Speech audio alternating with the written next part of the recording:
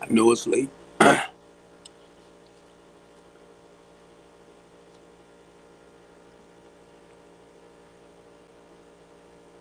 didn't mean to eat to sleep. But see, that's what I get when I fall asleep. But look, y'all, I came on and I wanted to share some great news before it got too late. I wanted to share some great news before it got too late. I wanted to share some great news before it got too late because I really feel great about this. A lot of you know, and I know a lot of you don't care. I know that, right? Y'all know that the name of my LLC is Strengthen the Community, right? I'm going to say it again because I don't think it really resonates with people. It's called Strengthen the Community. Now, I'm living in Baltimore City. So basically, whatever I do is talk about building back up in the community. If you miss it, that's all I'm saying. That's what I'm about. So when I sit back and I tell y'all I'm a community activist, that means my goal is helping to help change some things still in the community, to build a better community. I'm a community organizer. Look at the words I'm using, community, right? Because y'all have a tendency, you look at me, and it's like, he's this scammer, he's this that, he's this dick, he's this dick. But not looking at it saying, he's a humanitarian. As far as he's given his life to make a better, well, I got a page called A New Be More City, rebuilding our communities. Now, everything I do, because I was born and raised in Baltimore City, and I know how our city is, how things fell apart, stuff like that. So the goal is to help rebuild. And if you're the type of person that you want to down Baltimore City, you can move if you want. To be honest, why you tell me I can move? I ain't going to do it. I know you're not. You're going to stay and be miserable. But the thing is to rebuild mainly in the areas that need the help the most. And I'm going to say this too for a lot of y'all that never grew up in the city and don't understand what it's like to live around rats and roaches and all that type of stuff. Keep your conservative mindset to yourself. Ew, that's nasty. Ew, yeah, it is. But for some people, this is what they got to deal with. You know what I mean? And thank God it's not you. That's all you can say. I grew up with the rats. Hi, Ben. I grew up with the roaches. I ain't got a name for them. But I grew up with all that. So I was able, as I, begin to get older, and provide better for mine. My kids did not grow up in the inner city.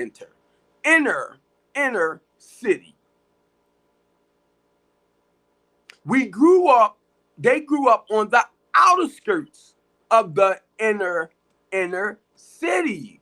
But it's still Baltimore City. I'm over here near Morgan. Can walk right over to the mall. I'm in the city. But it's not your inner ghetto part of the city. And what I realized from where I live at, y'all, we have security and everything because of the mall. But mind you, I'm in a more conservative area full of blacks, responsible and productive people. So this is the whole goal with the inner city, is to start reconstructing and rebuilding to make it suitable, because they're doing it anyway with the gentrification. They're doing gentrification in the inner city. So they're running out the black people that can't afford the $300,000 to $500,000 houses in the inner city. And y'all don't give a freak. Let's be real. And I was telling somebody today, it's not that I be smart. Y'all just, it's like for us, and somebody asked me today, right? Okay, why do we act like that towards things? And I said that to my cousin some years ago. And my cousin sent me something that says, Steve, is PTSD, post-traumatic slavery disorder. And he said it's been passed down generation after generation. And I started doing research on that. So when I hear y'all say this right here, oh, the white man this and the white man that, I see it. I see it every time.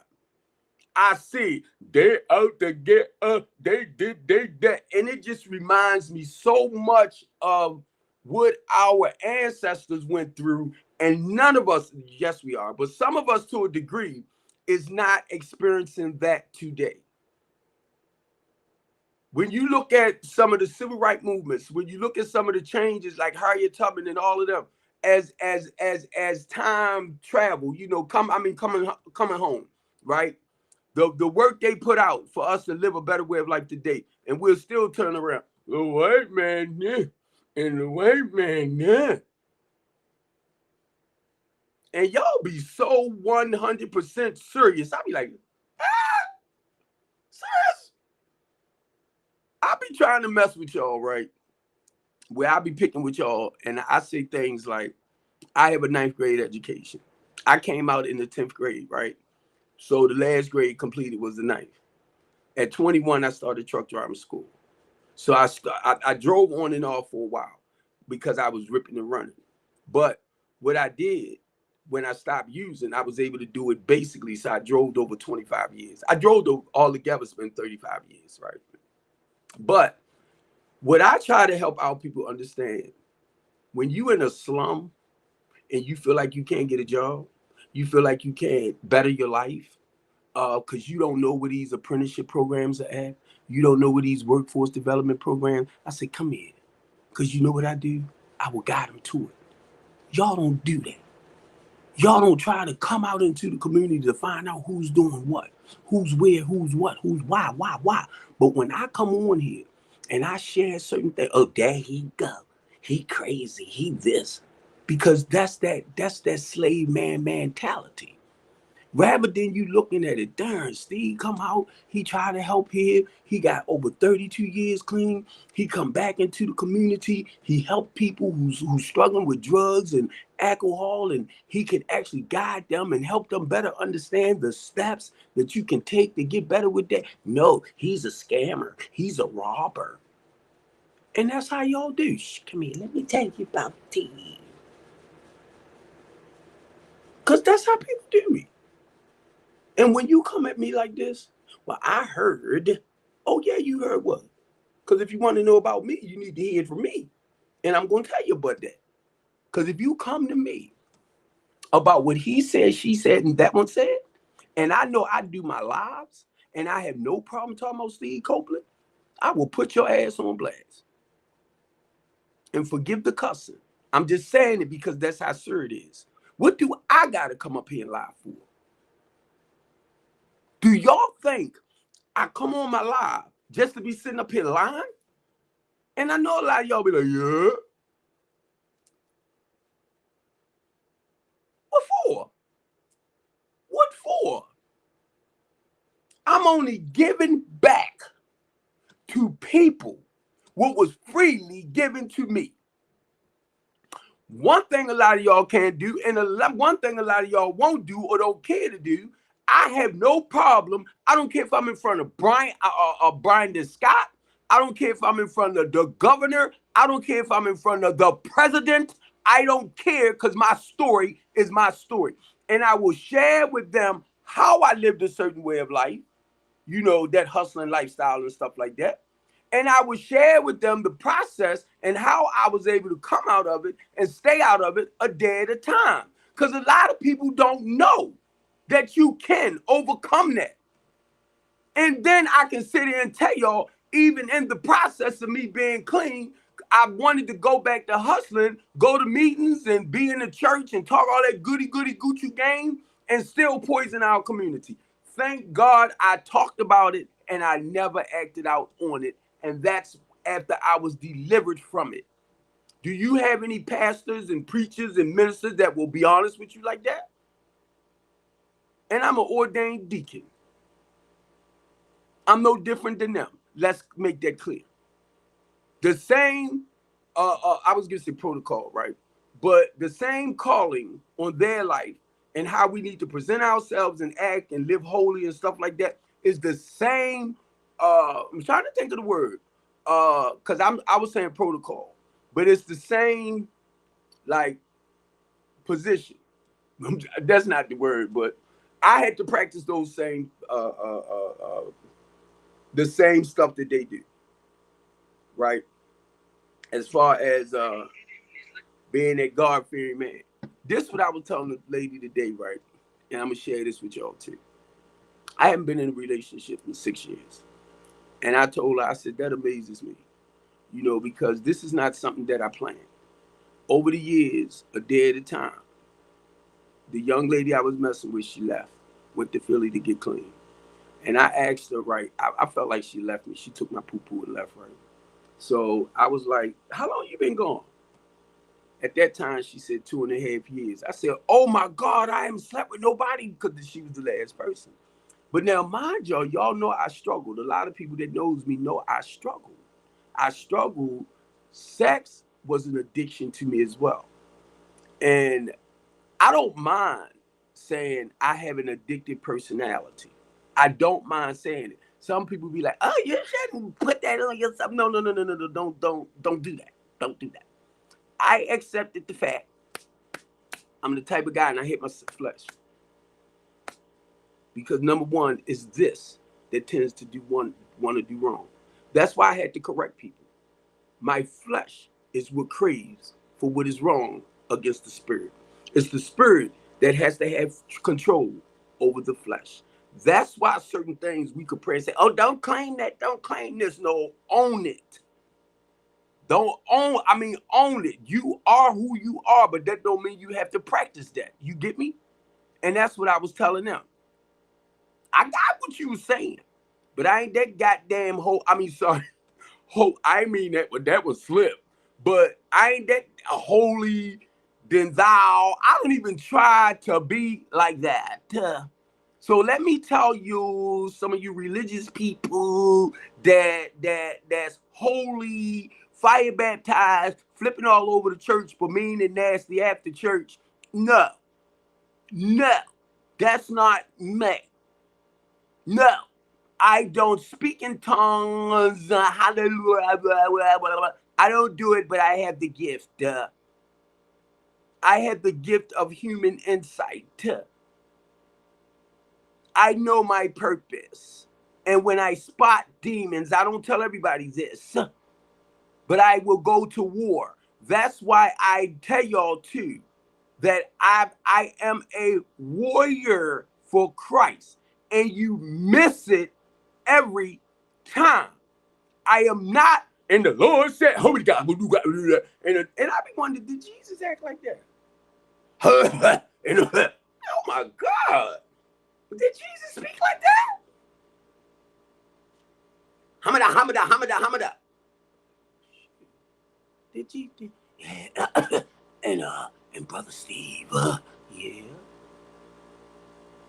You better get away from Brother Steve with that. You better get away with Brother Steve. But let me tell you this: when you come too close to me, when I tell you I have the spirit of human insight, I will latch to you. And that's how I comfort. That's how I comfort a lot of the clients and a lot of the people that God's bringing in my life. Their pain and their suffering, I have the gift to embrace it. But you know what y'all will do because of the way I come. And I prayed, y'all. I prayed. I'm telling y'all, Jesus, please show me how to be more professional, be more, you know, um, um, um, um, um, um, um, um, I prayed. Please, I don't want to go back yelling and screaming and blah, blah, blah, blah. And please, teach me, pray. Come on, Lord. God says, Steve, I created you just the way you are. You are my big mouth, bald head black son that has no problem sharing the truth. Stop trying to fit people narratives, son. Okay, Dad. And I'm not trying to be smart, y'all. It's too many of y'all for me to try to adjust my personality to. For me to try, I want you to be like this. I want you to be like that. No, I want you to be like who you are. Don't come for Steve. And then the thing is, too, check this one out. I'm 63 years old. I'm 63 years old. And if I don't know now where I'm going in my life, I will never know. I had to learn about Steve. At 63 years old, I'm hitting downhill now. And it's not to say I can't learn nothing new and anything like that. But at 63 years old, I'm going downhill now. I don't care to go to clubs. I don't care to hang out. I don't care to look. If you have cookouts, if I come, I come. If you have, the get-togethers, if I come, I come. If I don't want to come, I ain't got to come. I ain't got to be at everybody's stuff. Y'all still do that. And if you invite me, and if I say I'm coming, and if I change my mind, I just change my mind.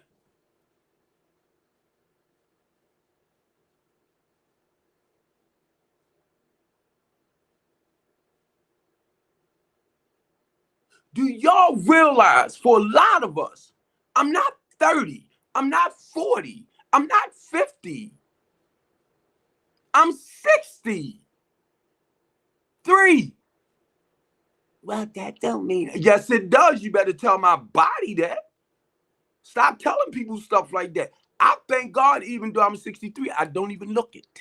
And I thank God I'm 63 that I'm not crippled and I'm not at that point where I'd have had a stroke or where I'd have blah, blah, blah, blah, blah. You get me? So I'm independent.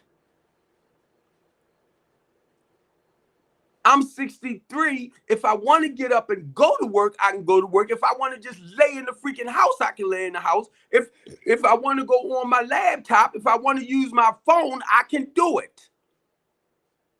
How many of y'all can do that to have an LLC?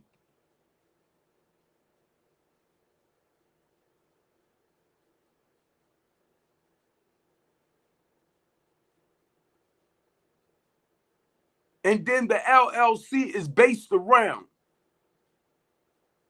building back up in Baltimore City.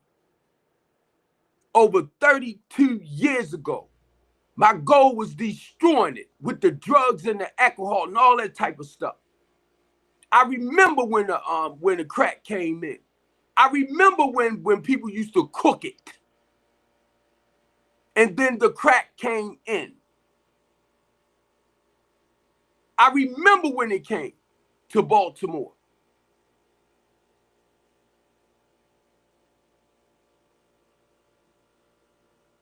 Because I was selling cocaine at a real early young age. And we sold dope. Dope, coke, and weed. And I'm talking about my family. I don't share about my whole family too much.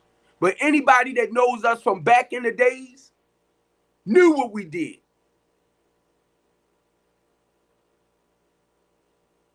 I don't share that a lot on here because a lot of that involves my mom. A lot of that involves my brothers and sisters. It involves my family. So when I come on, I try not to bring them in here with me. But if you grew up with us around in that area from Drew Hill, Francis Street, Pennsylvania Avenue, Fulton, Park Heights, Gold Street, Pitcher, North Avenue, they was the areas where I sold in. And if you say why he yelling and screaming, that's my way of preaching. Oh, I sold up there. I sold over here. I sold down there, and I sold down there. Stop trying to sit up here and think I'm supposed to adjust my stuff to the way you want it. Listen to the message. Listen to the message. Don't focus on the messenger. I was telling somebody the other day, I was 15 years old, had I called them tracks. Needle marks all on my freaking arm. Do you see them today? Do you see them today? I remember when my mother asked me, I was 15 years old. My mother said, Steve, what is that? I said, railroad tracks. I was so embarrassed because I was shooting. You see this right here? Wait a minute. Where is it at? This one right here, this came from missing. You know how you miss and now you got to go to doctors and they got the hospital and then I think I got about 2 of them. I don't share a lot of that sometimes because sometimes I forget. I forget the struggle, or until I hear somebody else share certain things, I'll be like, oh, I remember experiencing that. I was just doing that. Because it's not about that today. I know where I come from. That's why I come on here, y'all, to help those, anybody or family members that's on here, right? And you got a loved one that's out there caught up. The message is a sense of hope towards you that they can change, but they gotta want to change. Stop judging me every time I come up here.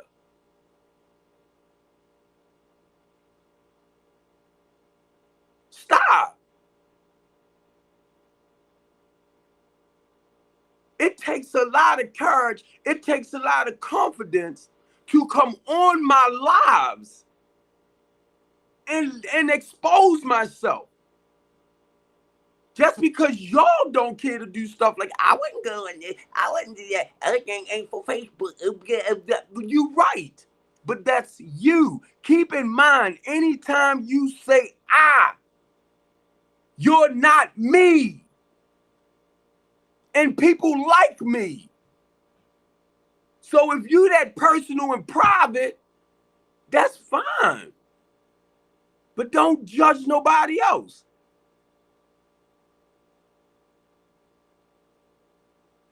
And I'm going to tell you all this because it just popped in my head, right? I don't want to be that arrogant guy that I was years ago, you get me?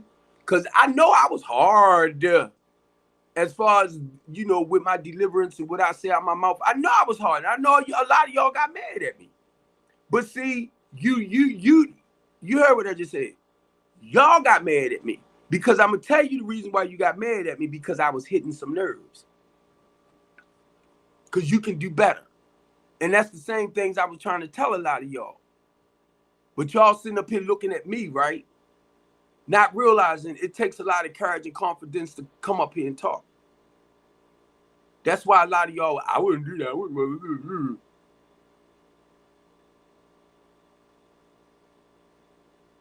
I told Dr. Chisholm, right? And I'm going to get back to the reason why I came on. I seen Dr. Chisholm post a message the other day. For a lot of y'all that don't know Dr. Chisholm, Dr. Chisholm is he works with the NAACP. How many of y'all hear about the NAACP coming in the black community helping us with some of the stuff we struggle with? That's why I didn't become a part of the NAACP. I became a part of Communities United of Baltimore, Maryland. Do y'all know my director of that organization was a white woman? Now, the NAACP is supposed to represent the blacks, right? I'm with Communities United, and the director is a white woman. Trying to come back into the community to help us grow. I ended up signing up. I was against ACLU because they came against us for getting the plane here in Baltimore City. But I learned about the ACLU. And the ACLU, just like Communities United, they're worldwide. For a lot of y'all that think that black people is the only people that suffers at the hand of the powers of authority. It's not just a white person. It's not. Your billionaires, your millionaires, and all that type of stuff, everybody is not white. Okay. That's y'all narrative because you still in the box. So you got all different races and cultures that tends to suffer.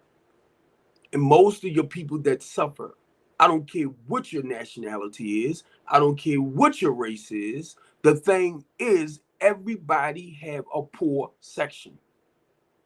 In the United States, across what is it in other countries and all that type of stuff, everybody has a poor community.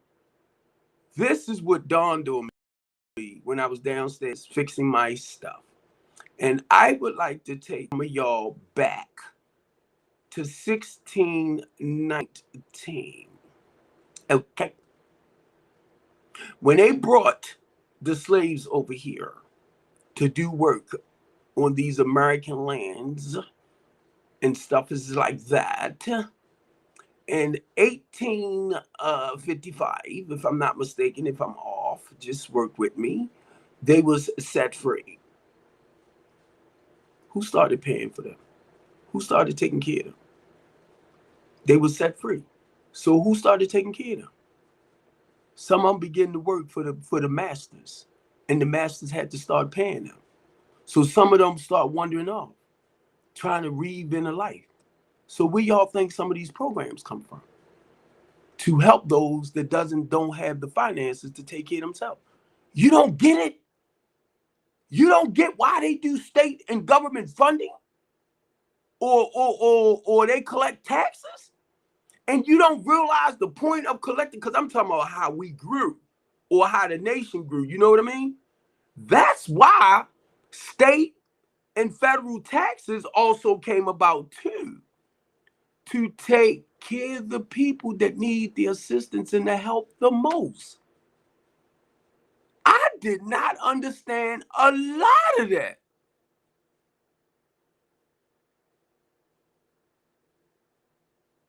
And for a lot of y'all, keep in mind, if you're a middle class person, rich, the lower class people that works, they pay state and federal tax too. Don't forget. I almost said suckers. Don't forget. Because I listen to a lot of y'all. They pay taxes too. Taxes come out their money.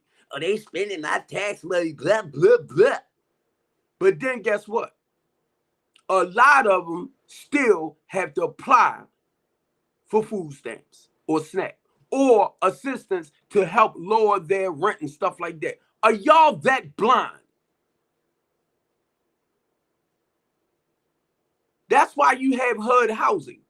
That's why you had homeless. That's why you have homeless services.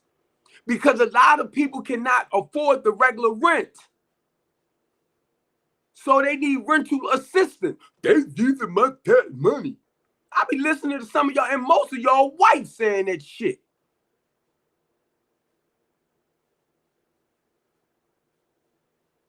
And I'm gonna tell you, with my housing program, I have white people in there too that needs help. That's what gets me with y'all. Because y'all will sit back, they might target the black community, right? Do you know white people live in the black community too? All cultures, some, different races. You might not have as many, and you don't have as many as you have blacks. But I don't know what planet a lot of y'all be on. I don't know. I don't get it. Because it's a lot of inner city people that's not black, that's on social service, that's homeless, that need help too. And you white conservatives, and them black people this and the black people that. Oh yeah, your family members too. I house. Bougie. Don't blame it on me, blame it on my coffee, okay?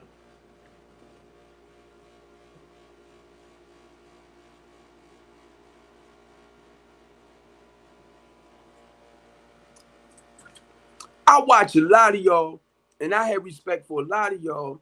And when some of y'all sit up and you talk about our inner city poor people, y'all make me angry as a mother sucker. Because those are the people that need our love and support the most. And y'all will sit and cut them down and beat them down. And be honest with you, I was gonna say as a religious man, but as a Christian man, every time I hear y'all had me realize why Christ came here. He came for the lost. He came for the ones that y'all tend to discriminate against, that y'all tend to turn your backs on. But y'all so busy looking at Mark's story, Luke's story, John's story, David's story, Isaiah's story. But when it comes to Christ, I listen to a lot of y'all religiously and all of that. Some of y'all don't even know what it is to emulate Christ's humility. That's talking about being loving, caring, kind, and considerate. It's no color in that. Y'all want to add a color. He's talking about your personality and your character. You want me to get in and read it? Emulating Christ's humility. When y'all hear me say I'm a Christian, only thing I'm saying, and it's not based around a religion, I'm a loving, caring, kind, considerate person. That's the personality. But then I can be a loud, big mouth dude. That's still part of the personality. That don't mean I'm being mean, nasty, ignorant. And if I am, that's part of the personality or my character. I have a beautiful side, and I have a side that shows up that might not be perfect in your eyesight.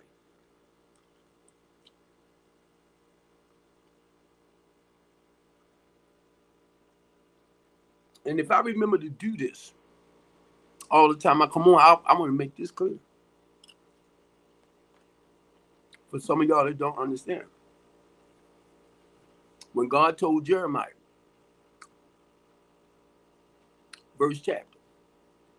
chapter 1, verse 4, came to Jeremiah in a dream. He told Jeremiah, I knew you before this foundation of this world. Ooh, let me back that up. Let it fly over your head. He said, Steve Copeland, I knew you before the foundation of this world. He knew me before he put me in my mother's womb. He prepared me to be right here on this station at 11:30 at night. He said, I put everything in you that I called you to go out and do. Y'all have a problem with that.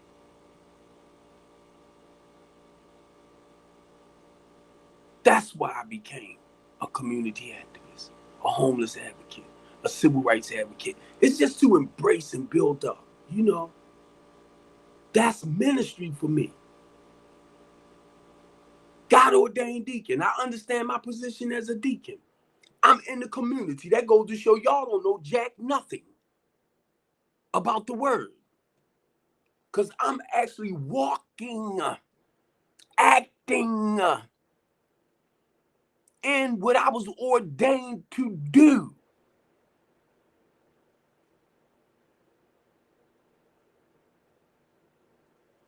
And I know y'all don't really hate me. I know y'all don't. I just be saying certain things because that's how I feel and that's how y'all make me feel. But deep down in my spirit, I know y'all don't hate me. Sometimes I need y'all. Stop making me feel like I'm by myself. There you go again.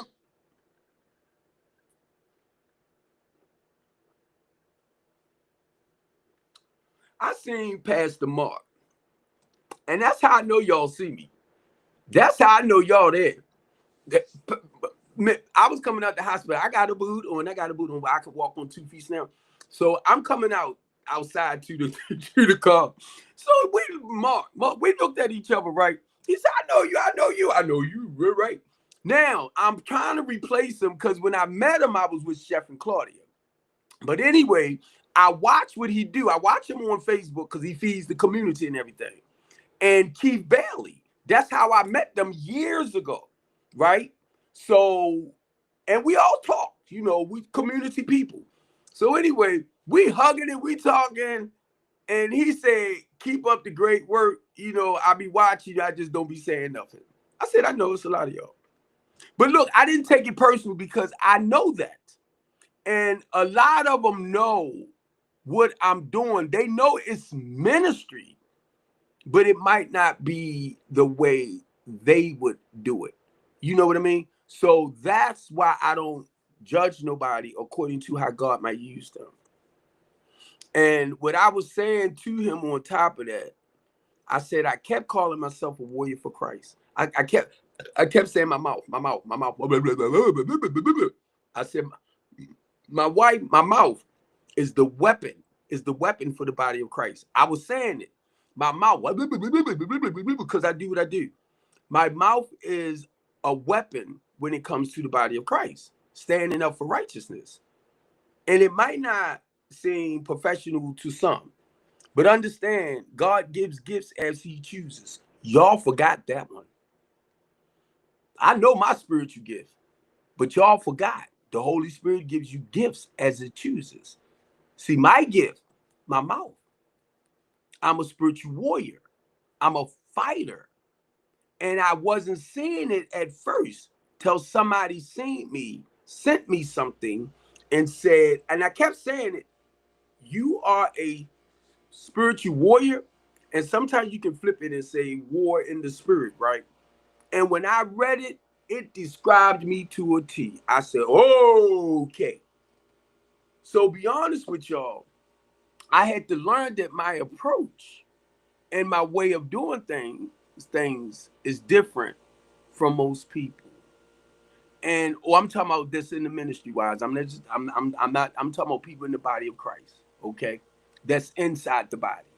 And I started understanding that my mission is a little different. I'm just one of them loud ones, you know. And it's a gift. And a lot of times what y'all tend to do, because it's something that you have in you, but you are afraid to actually stand up. You think I don't know that? And obey your calling. That's why that thing is called. Many are called, but few are chosen. My thing is many are called, but few tend to obey that calling. You want me to say it again? Because a lot of y'all have been called, but you're afraid to walk in your calling. So what you'll turn around and do, you'll judge somebody like me that has confidence, have courage. He steps up to the plate. Not only do he steps up to the plate, and this is what I sent over to a message to somebody. We already know the crisis that's going on in Baltimore City, right? Y'all already know the problems that we're having in Baltimore City, right? The mayor knows, the governor knows, Trump knows. Y'all already know the problems that's going on in Baltimore City, right? We already know the crisis that's going on in Baltimore City, right? But when Steve Copeland stepped into the plate, he can tell you, hey, this is what we could do to slow this down and slow that down, because he come with the solutions. And I found out a lot of them don't like it. Ask Brandon Scott about me. Ask most of your politicians about me. Ask them. And they know any room I step up in. I don't care if you're a doctor, you're a scientist, you're a professor. I don't care. And the reason why I'm saying it, because I want y'all to know why a lot of people act the way they act. And I will take you deep inside to let you know some of the trauma that they're dealing with and what we can do to help build that on that, where they won't act out so violently so much. That's what I did when I went over to that meeting about the overdose. And when I sat there, I'm sitting there like this. We in a little section. Brandon Scott sat right there beside me. Brandon Scott came over, right? He sat on the stage part right beside me. And I turned around and I was like, what's up, nephew? How the family?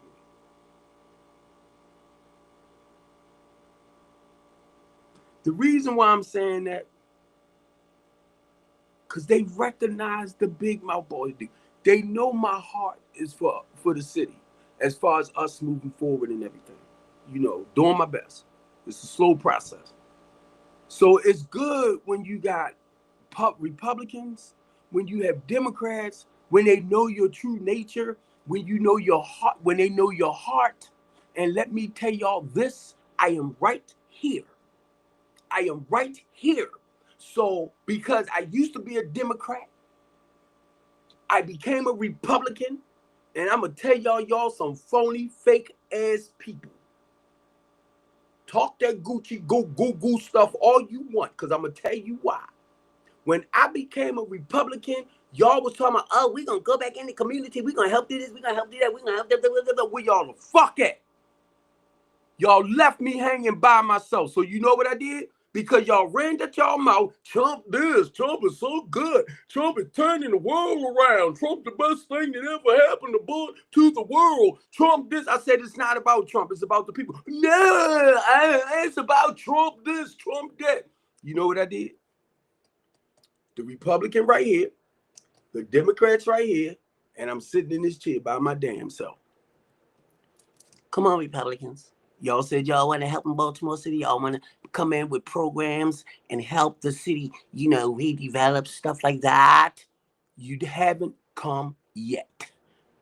So stop your bullshit, Republicans. You so busy talking about the damn Democrats, and I'm like, oh my God. And y'all are no different. And that's personal for me. So for a lot of y'all that believe it, I'm sorry. That's my stuff. That's mine. I own it. Y'all a bunch of lying ass people too. and this is what I do like about them, y'all. And y'all want to talk about the turfs, but this is what I do like about them. Because they talk the real good game. Is to teach people how to be more independent and responsible so they won't have to rely as much on the state and the government funding. Where y'all at? With the programs and everything. Where are y'all at? Republicans? You're not in the inner cities helping to build back up like y'all told me y'all wanted to do. You lied to me. I got very disappointed. Please, somebody come up and say something, because I'm talking about Steve Copeland, and I want you to share your idea, your theory, your research, or whatever. I'm telling you the ones I know personally.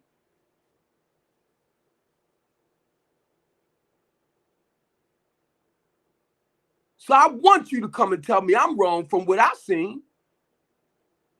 Well, actually, we Now, let me go to the Republican Party, because I didn't understand it and they helped me to understand. And I see why Trump is doing a lot of the stuff that he's doing. And the reason why I'm saying that, because he wants us to be able to produce our own stuff. And one thing y'all need to know about tariffs, which is another form for taxes, it divided amongst the three. You got your producer, you got your like consumer. Well, that country has to pay taxes on it. America pays taxes on it. That's why when you order stuff, you have to pay taxes. They actually call TERS. So that one word we all put in. That's what it was telling me. You know how you order something from China, right? You're going to pay taxes on it. Because one, their production and how they do it might be a lot cheaper compared to doing it in America. Do y'all realize a lot of big companies left America to go to other places because of the cost in America?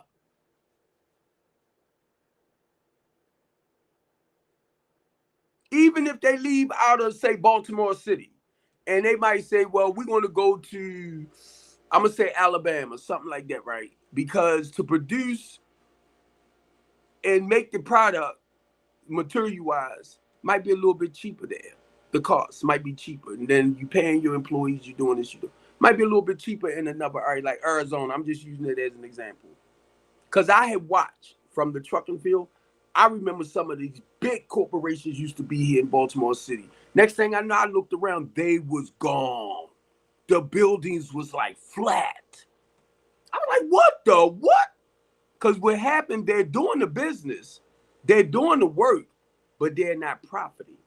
And then they start losing in a sense. And so what happens, that's why they relocate employees as well. I'm only sharing with y'all throughout the years. Then you got these real, very analytical people that does research and know how to do what percentage over there is this and what therapeutic stuff like that. And I'm the only reason why I'm saying that fit because I can only focus on Baltimore City and what happened on Baltimore City. I don't do a damn research to find out what the world thing is, but I gotta focus on what the freaking happening here. So what we need to do to create something better here. I'm just doing that to be smart. That's what I got to do. I'm not worried about Chicago. I'm not worried about them people all the way over there because right now I need to focus on what's happening in Baltimore City so we can turn our goddamn city around. Then you got Trump over there in Iran trying to figure out, he's a U.S. president sitting in the middle of somebody's table. Iran and Ukraine is fighting each other. He's sitting over there like, daddy, y'all need to stop this. Y'all need to stop that. No, they need to buckle down and talk with each other and cut that bullshit out. You need to bring your butt back over here and clean up your own damn backyard, honky. You fucking honky. You all over there. And I know a lot of y'all like, no, you didn't call my God a honky. That's what we called them back in the days. Honk, honk. Let's keep it real, white people, because I'm getting sick and tired of y'all. I am. And I ain't religious. I'm sorry. I ain't racist or none of that. I just get sick and tired of it. When you think you better than somebody. I get sick and tired of it.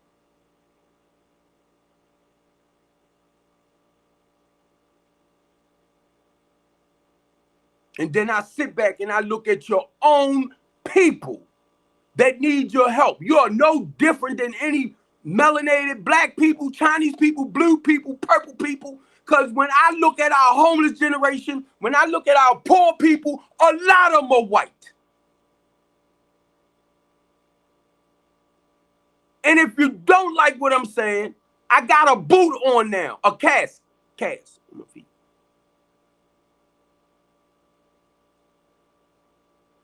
Come and talk to me. And if I hurt your baby feelings, I might apologize to you. But stop doing it. I get sick and tired of that mess. I'm telling y'all. I get sick and tired of us. I don't care if you black. I don't care if you white. I don't care. And I'm going to share this to you, supremacist people. White supremacists. Keep in mind, bro, people. The same way your ass want to come for us, we know how to come too. So stop your stupid bullshit. Like y'all the only ones that can come and hurt. That's why y'all tend to attack one at a time. Because it's easy for y'all to do that. But when it's a group of us, y'all don't play that shit. You just run off at your mouth. I come from the streets.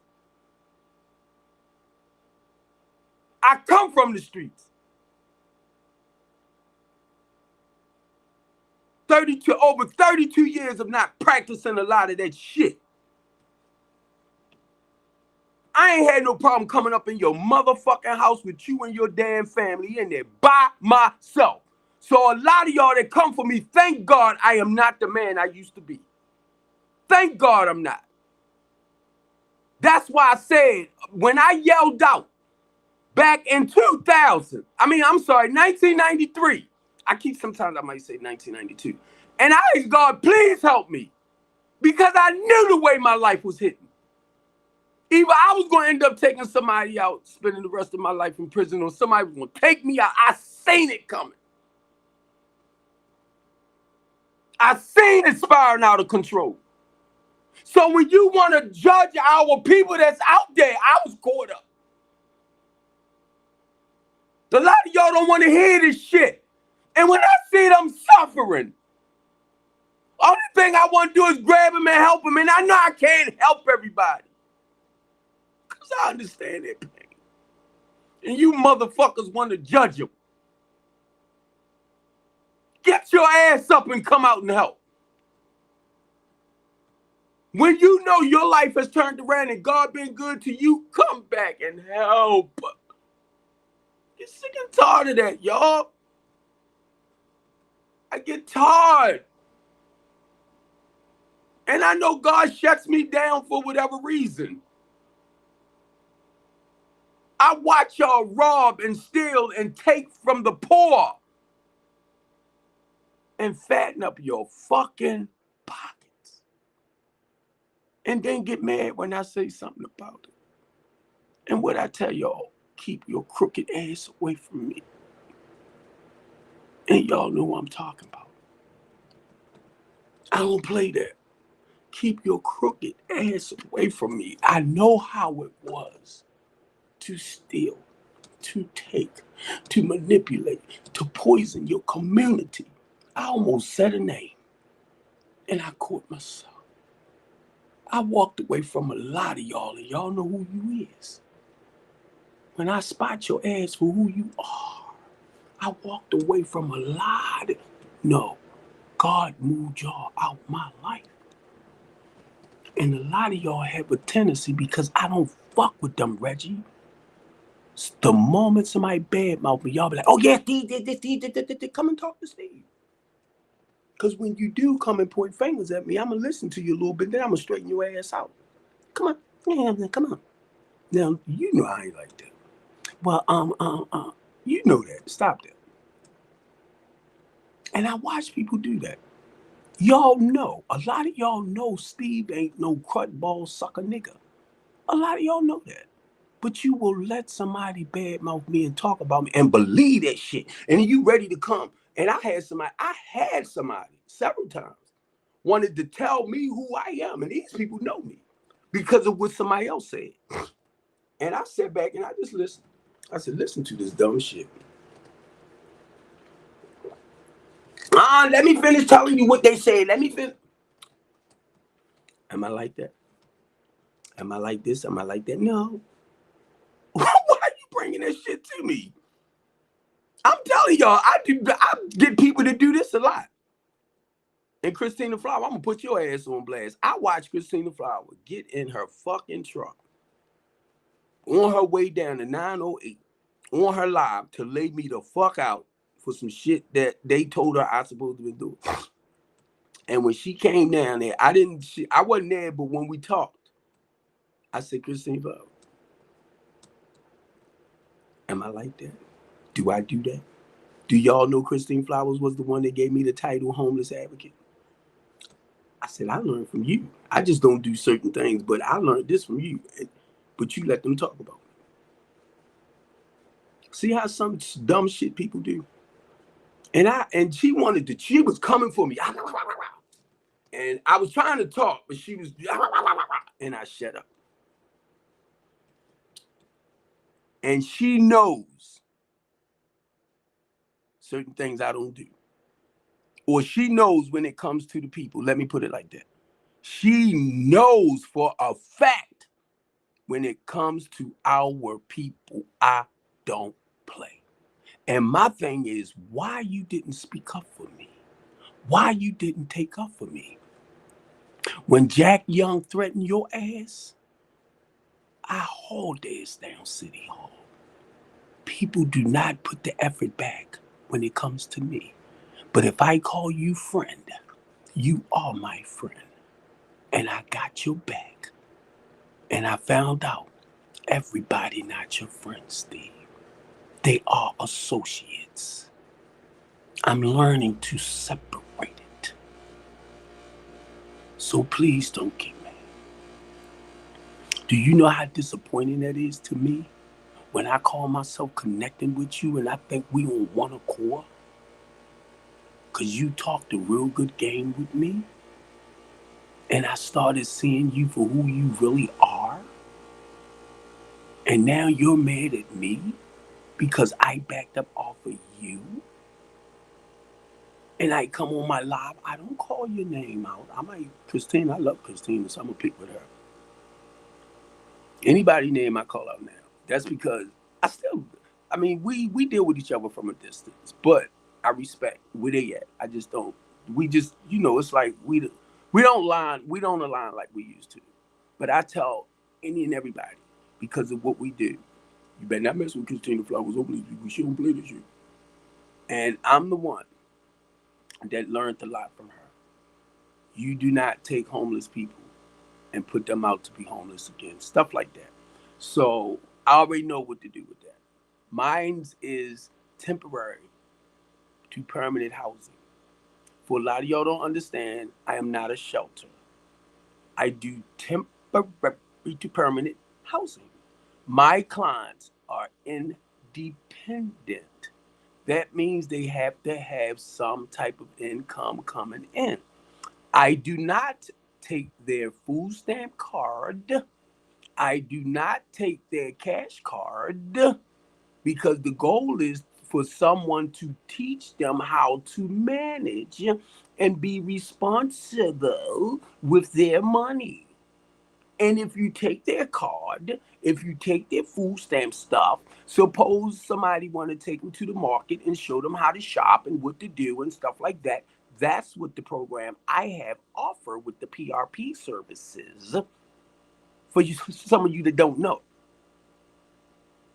we have somebody that will teach them how to manage and budget their money. So they have to have their stuff with them in order to know how to, spend their money right, how to save, how to budget, how. That's where the professional wraparound services coming at for a lot of y'all that don't understand. So when you look at me as a scammer, what am I scamming? Well, let me see. Let me think. Well, you, you, um, um, you sure you don't take that money? No, because they have to pay for their stay. And when they pay me, right?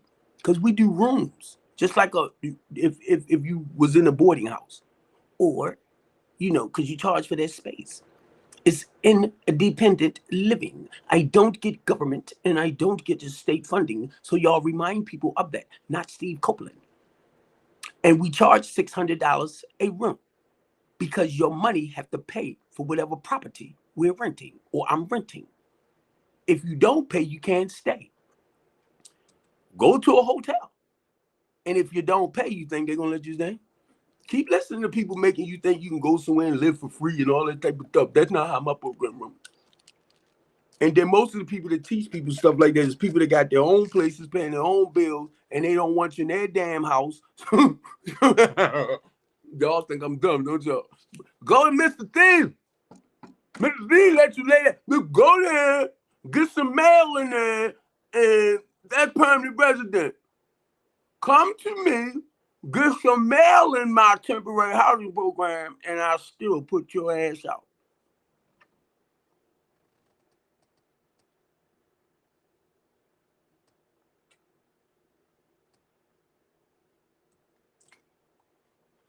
Come to me, come to my temporary program, and swing on somebody, and I will put you out.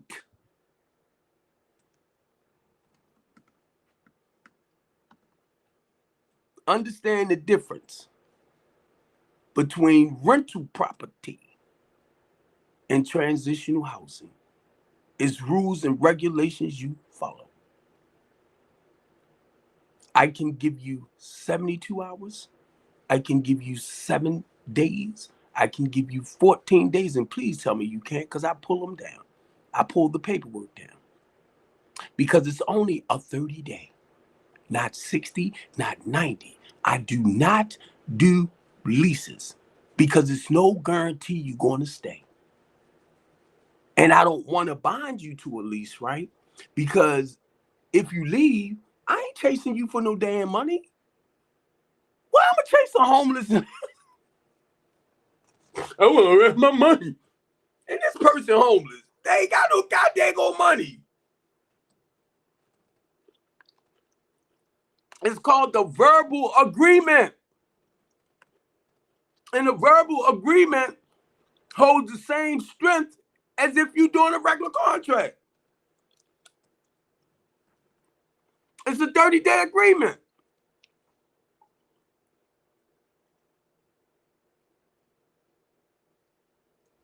So,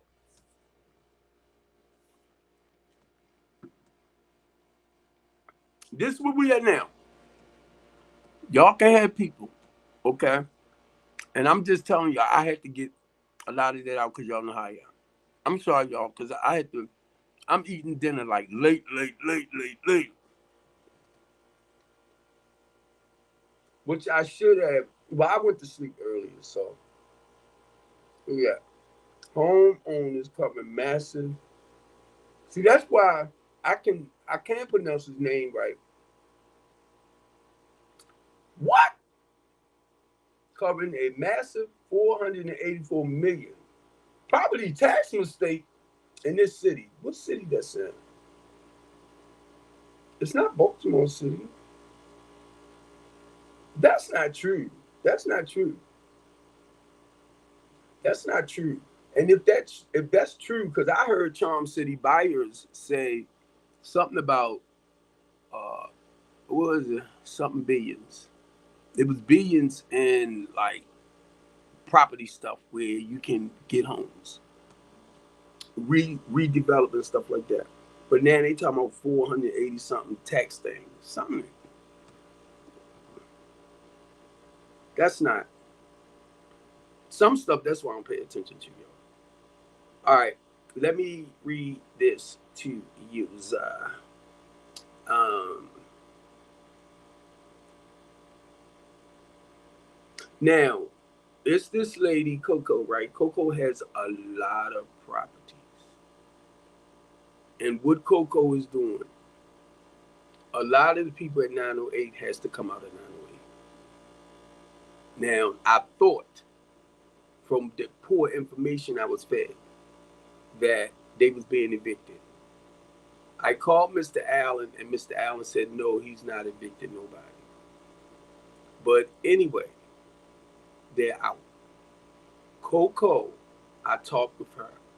I explained a little to her what's happening with us. The housing clientship.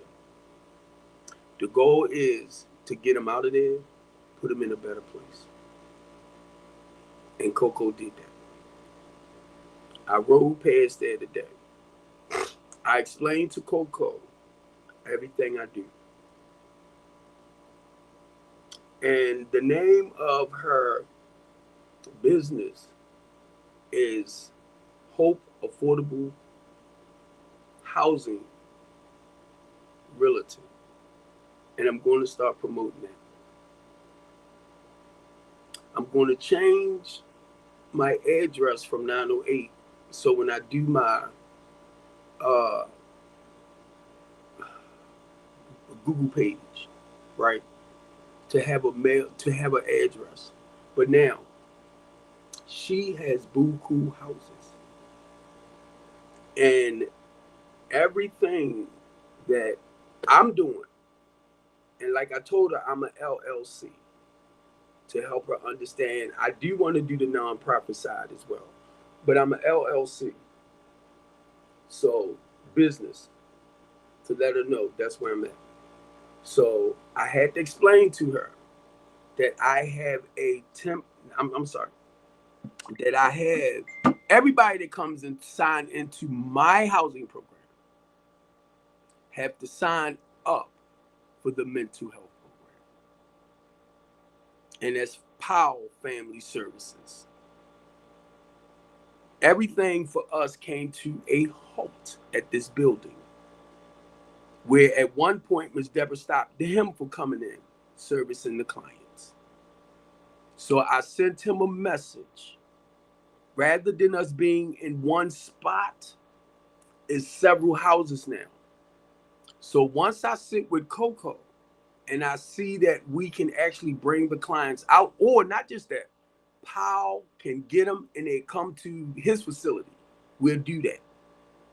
So now this is what I'm sharing with y'all about what Steve do with the temporary housing. She's providing the space. So they actually paying her now, which is great. Which is great. With the housing portion, you get me? And it's temporary to permanent. So now I can just keep focusing on getting them prepared for the permanent side. And she can actually, because of the properties, say like when somebody ready to go into a permanent housing setting, we can get them in. It's already set right there. Already set. Already set. Already right there. Right? Not only that, from what we talking about, my goal is reaching out to apartment complexes, other realtors and stuff like that, because it's not to keep them forever. It's not to keep them forever. These are families. It's a husband and wife there that have a brand new baby, ain't even a month old, that was in the building. She got him into a beautiful place with other families. So I told her I'm going to come and sit with her Tuesday. But I want to share this with y'all. And this is what I did. I'm like, thank you, God. Thank you.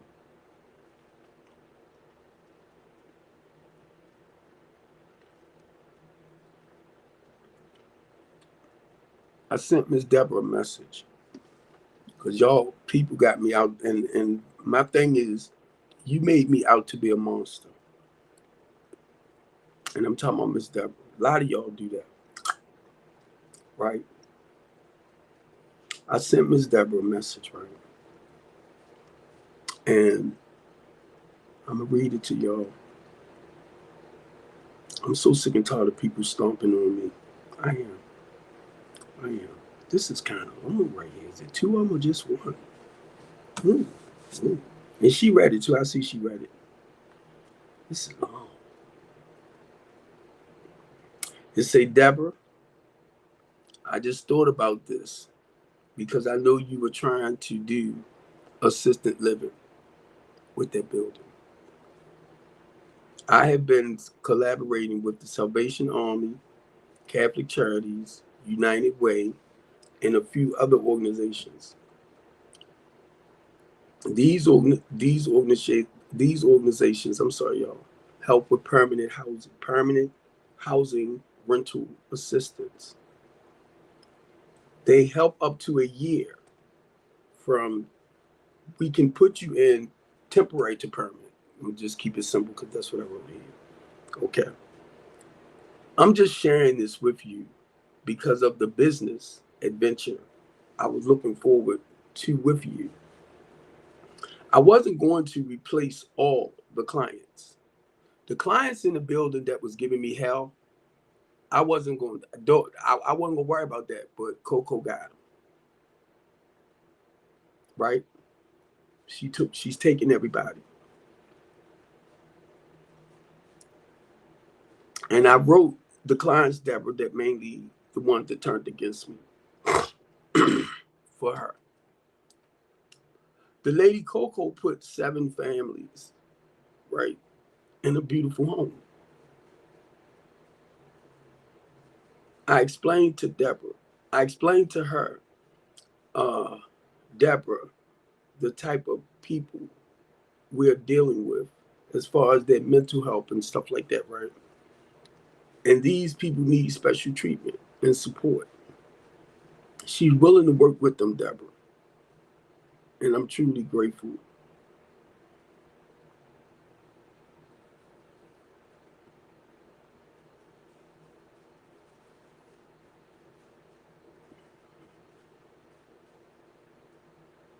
And me and this woman came neck to neck, right? I mean, I'm about business. I ain't for a bunch of chaos and confusion, right? And that's what I told her. I said, I really miss you. And I appreciate you, Deborah.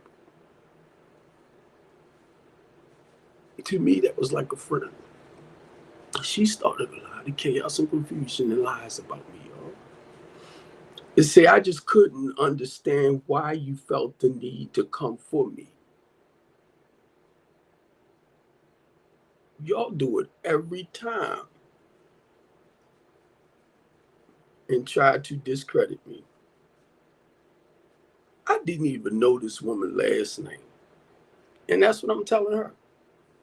Deborah, it was people that knew you that called me and told me who you were as far as here. I already knew something wasn't right. And I try not to judge you. Y'all real good for that. What other people say, right? I hear you, but I try not to let it too close because I need to get to know you for myself. And that's what y'all need to understand. Get to know the individual for yourself because the way people put stuff, it might not be here like that. Or the way people put stuff right, they might not be really who, you know. You done already formed the judgment, opinion, and you done crucify them, and you did all of that, and boom. So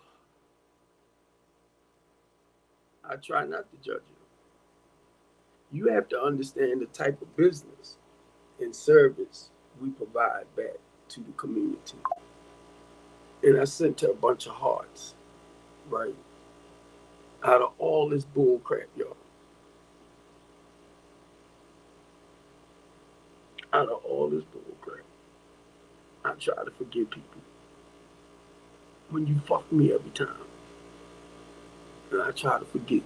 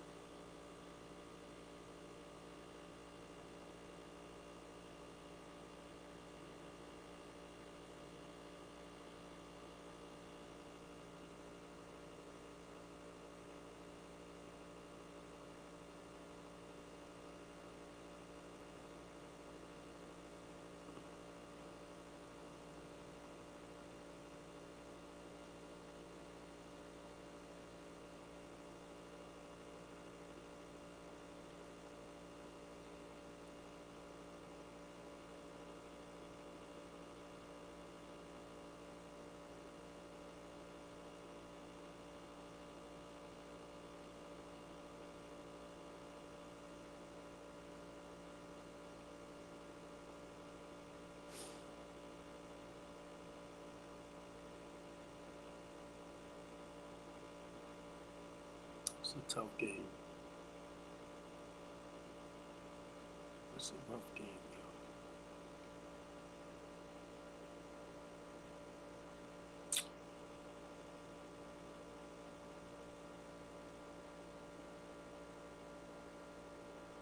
It's a tough, tough game.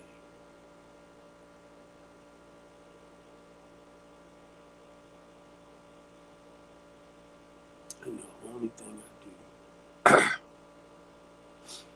is fight for a better Baltimore City.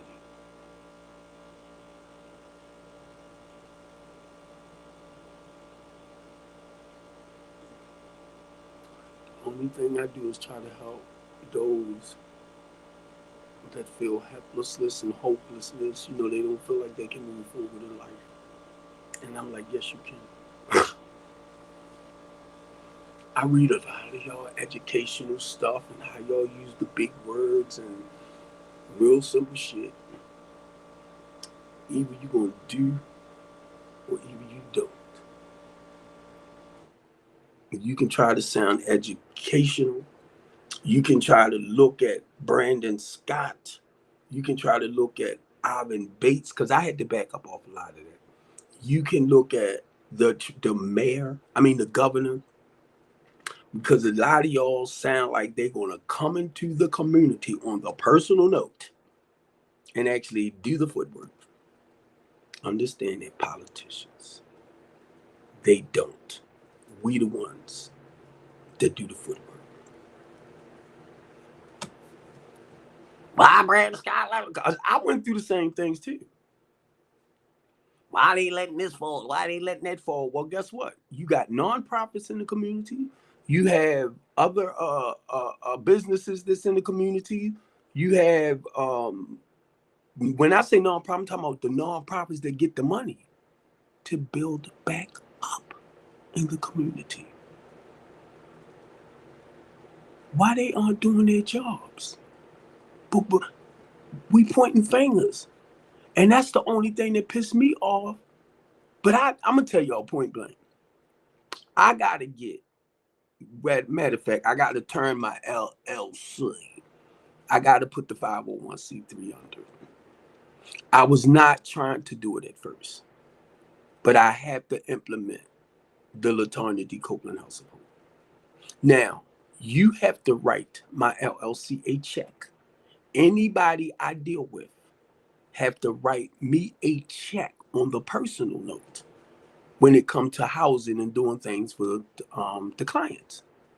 Now, what they do, because of my LLC, and there's some things with that I have to get straight to because of me being down. But anyway, if it's not the LLC IEN number, you use my security number, my social security number, because it's business. So I'll move away from the LLC if you don't want to work in that sense, but still, you can write the check in the company's name because I don't get grant money. So you would have to write me a check. Even homeless services, when they're dealing with me, because I don't get grant money. And guess what? You keep record of everything. So when you do your taxes, now, because of certain nonprofits that I work with, and I'm gonna use Marlo as an example, if it comes to donations and stuff, I can give you his EIN as a tax write-off because we together. So if you want a tax write-off, I mean something for a tax write-off, we can do that because me and Marlo married together. Right? That white box truck. I'm gonna do this again because a lot of y'all don't understand. That white box truck, I get donations with that white box truck. Y'all seen that. I can get food, I can get clothing, I can get furniture, box spring, mattresses, all of that with that white box truck. Now, a lot of companies that have warehouses with stuff abundantly, a lot of stuff in the warehouses that's just storing there, they give it to me. And some of them don't want to write off. That's all I'm trying to get to. So they give it to me free. And if they want a write-off, whatever your nonprofit is, and me and you doing work together, it'll go on. They can do the write-off with your nonprofit because we're part of the same. Because I'm an LLC, and a lot of people get with me because of the LLC, the full profit, to help them too with their nonprofit. Now check this out. I am doing nonprofit work with the box truck and getting donations and giving it back without the 501c3. I didn't know that till I read it up. So it says you can take that route, or you can get it state, because you're only letting them know what you do. The state and the government, right? But when it comes to me, people just giving me stuff and they not worried about a tax write-off, they just give it to you. You got someone like, here, take it. That's what Mr. Hamill did with that box truck. He gave it to me. And be honest with you, I might go see do he got another one that he might want to give to me. Because of the work I do, because of the work I do in Baltimore City. But this time, I got a 16-foot box truck. I want a 28-footer. And the reason why I want a 28-footer, we can get more like pallets on it. And not only that, with the 16-footer, if I know you don't have the money to actually pay a lot to move yourself with, I ain't got no problem in letting, well, I was driving the truck to come and I gave you 4 hours. The only thing I asked you to do, you paid me $100 for coming. And you know you got to have somebody to, move your furniture and stuff. So if I'm bringing some people to help you, like 3 or 4 young guys, I just tell you pay them. Might tell you pay them $20 an hour. That's if you can afford it. I'm just saying. Don't get it wrong. Because y'all have a lot of people that can't afford that $600-700 that most moving companies charging them. But when you need my help, basically, I'll show up. Because 9 times out of 10, I'll tell you to give me $100, 50 that going into the truck. I do it because it is.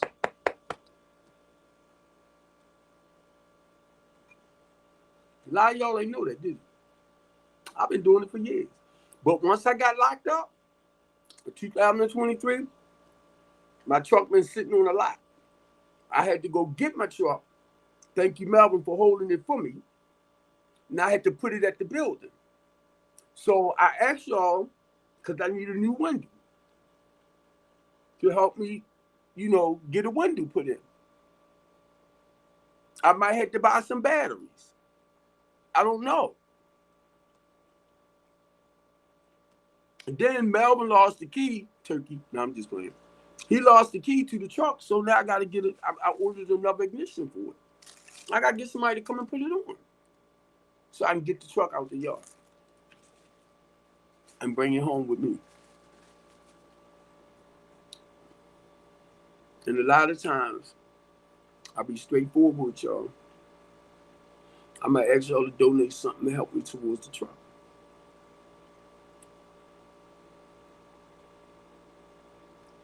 And because of who I am, some of y'all got the money to do it. I'm not talking about the ones that don't have the money. Please don't get it wrong. Some of y'all have the money. Some of y'all God-fearing people. Some of y'all understand the importance of this, the importance of this, the importance of that. But for some reason, you will find excuses. And I try to explain to y'all. Everything I ask y'all to do is basically going to help our homeless and less fortunate communities, the people-wise. If I know, say like I get another house, right? Get my own rental property again, which it is coming. But I want to build it. I want to build it. I want a building. And a larger facility, that's all. And I know I am going to have to furnish it. I know all that. But it's a good feeling when you know people that will donate certain things to you and you have a way to go get it, to put them in the houses. See, I'm looking at the people. A lot of y'all might not, well, your mind might not be with mindset as far as putting a family, and I'm going to say a mother of 5, in one room. One, you want to make sure that room big enough. So I might have a single bed in that room. And what I'm looking at for the mother of 5, I'm looking at bunk beds. A bunk bed set, because all depends on the age. You can put 2 in a bunk. the age-wise, right? So that's a mother of 5 in one room. And we charge you $600. A lot of them can pay the $600. That's a mother of 5. And we hold you there until it's time, until you do the necessary work to like move forward into a permanent place. And I just thought about this talking to y'all because I was thinking about the mother of 5. Down at 908, Michelle and Tracy was like the babysitter. Now, I had an area that I was fixing up for the daycare. Because now, mind you, we got mothers with children, so they are going to be going to classes and stuff like that. So you want to make sure you have all the services provided. That's what Steve Copeland did. To make sure that we have the resources for the mothers and they won't have no excuses not to go to this or get involved here. And it's only to benefit them. If you ever want to know about the housing program, the LaTanya D. Copeland House of Hope, I have no problem giving you a tour and showing you to your face what we do, not just this. And that's what that building was about. Anybody I brought in that building to see what Steve Copeland is doing to help the homeless and the less fortunate people, I walked them through it. Because they seen it with their own 2 eyes. And that's why I start telling y'all, even though I got this big mouth for how y'all look at me, don't pay attention to it. Watch my actions. The services that we provide. I can get on here and talk all day long. Watch the services. Watch my actions. I tell all y'all, my actions speak louder than any word. The goal is too, because I deal with women and children, you want to make sure you got a play area there. So the kids can go out and enjoy themselves. Run around and be free.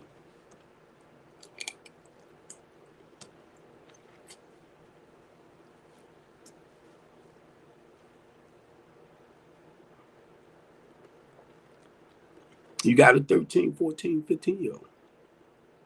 10, 11, 12. You want to make sure you got services for them. I ain't no freaking joke. Let me make this clear to y'all.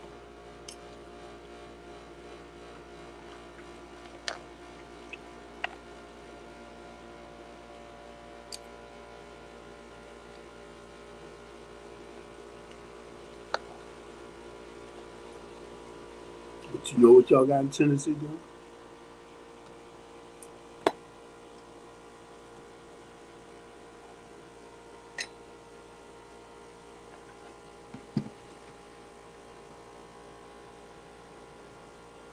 And I try my best not to focus. I try my best to keep doing what I'm doing.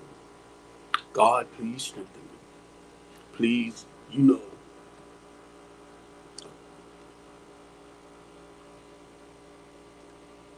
And like I said, and I'm going to do this, and I'm not even going to make no excuse for it because my daughter-in-law is white. So I don't play that white-black thing. I got nieces and nephews that's mixed. So I don't play that white-black thing. And I know my daughter-in-law know Daddy love her. And I tell her every time, I love you, baby. What you doing? I love you. That's y'all bullcrap. Then I got a nephew named after me, Lavelle. My nephew named him after his uncle.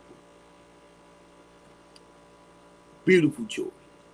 He got about 5 mixed biracial kids. A couple of black children too. But the goal is to make them feel comfortable with themselves no matter what. Y'all are the ones that come in people's lives and judge them for whatever their whatever their choices is in life. Like your life is so perfect. Great, great, Will. And y'all famous for that. So that's why I try to tell people I can't, it's like I can't just I can't take a side. You get me? I can't take a side. But my thing is, when I ask y'all to help, stop looking at me. I ain't getting them nothing. It ain't me. I'm asking y'all to help me help them.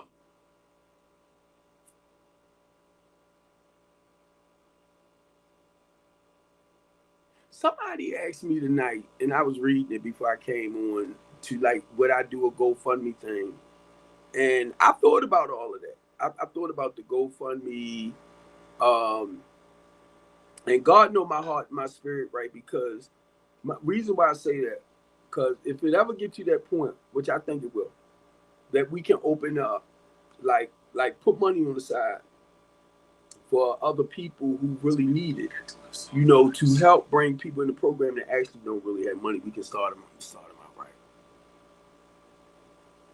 Little stuff like that.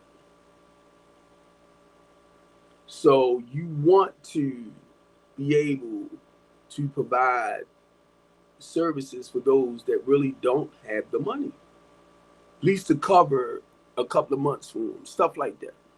Because people will reach out to you that don't have the money. That's why I asked y'all to help. I'm trying to see because I didn't delete her. I didn't delete her out. But because she had sent it to ask me, did I thought about doing like a fundraiser? Here she go. And yeah, she asked me did I consider adding a link to do the fundraising, and I sent her a message back. I was like, "Oh, thank you, such and such and such." But I had read it down to her that I'm an LLC, and I didn't look into it in that sense, but I kind of want to. And if I can, I probably will. I'm just looking into it because I need y'all, and I need y'all to stop thinking in your mind. And I know that's why a lot of y'all hesitate to donate. Oh, he gonna spend it on this house. He gonna do that. He gonna do that.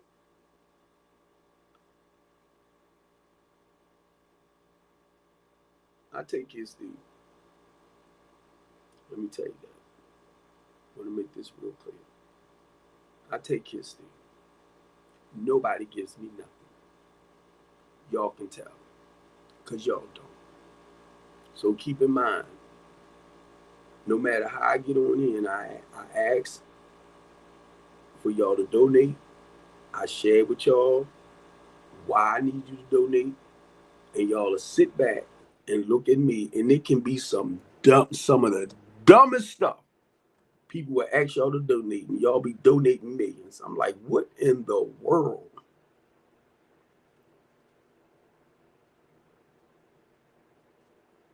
So I'm gonna get ready to end this, but keep in mind, this is what I love about TikTok, and I'm gonna try to get better with this. Is breaking stuff down into clips. And the reason why I'm saying that, because I told Coco, I said, what I am going to do, once we get better connected and everyone is out of 908, I am going to start promoting the transitional housing program again, as far as we're accepting applications. When I was like, oh, why is it application? Now, she might be, but y'all know I don't. Now, what I did ask Coco too, because she knows a lot of real estate people and all of that. Some people who have the money to pay for a place, right? But they can't pass like the background check.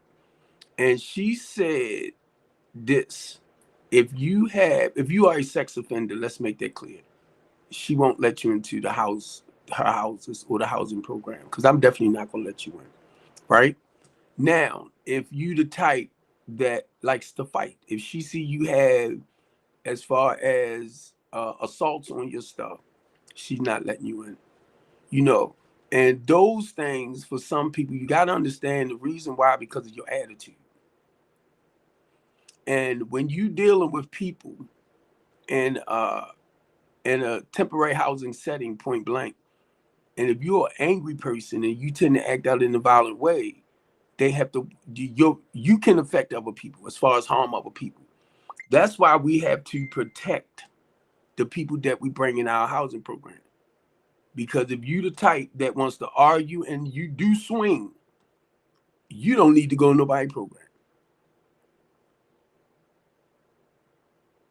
If you the type that cannot control your behaviors, well, I don't mind you arguing. You can argue all you want. But if you know you the type that swings, don't come into nobody housing program. Because what you do, you jeopardize the safety of other people. Because if you get mad about something, somebody say something to you, the next thing you know, you fighting them or coming at them. And we like, what the freak?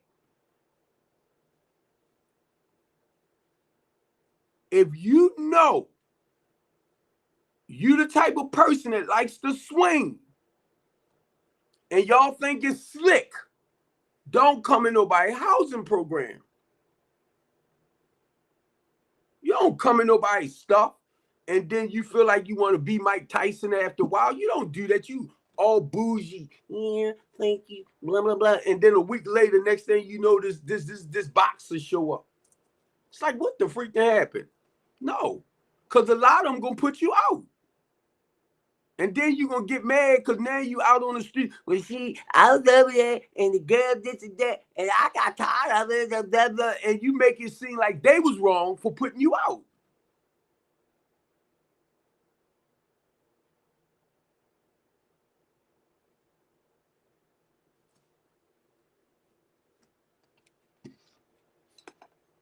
And I ain't trying to be smart with this one too. You're smoking weed, you cannot come in.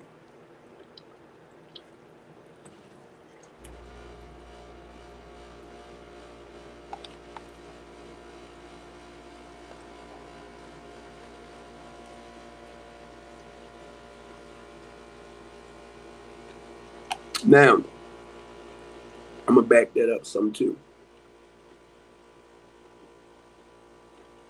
If Coco is willing to tolerate the weed, okay. As far as myself, mm-mm, mm-mm, mm-mm.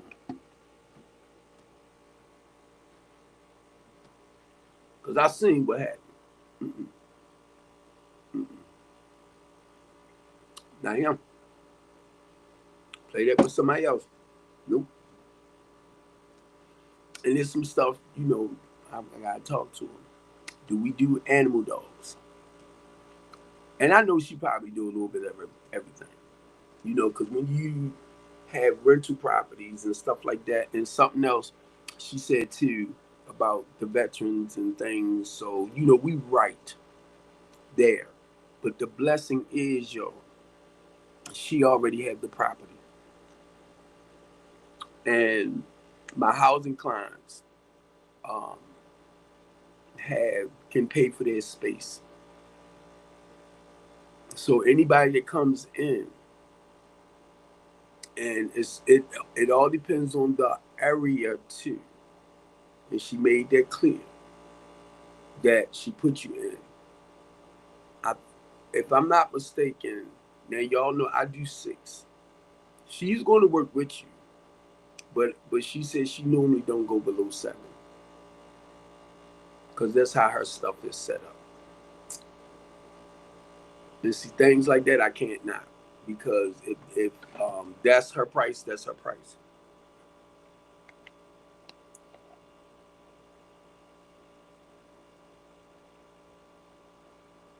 And not only that, it's 7, but then she have other areas where it's a little bit more expensive. So that's more like her lowest.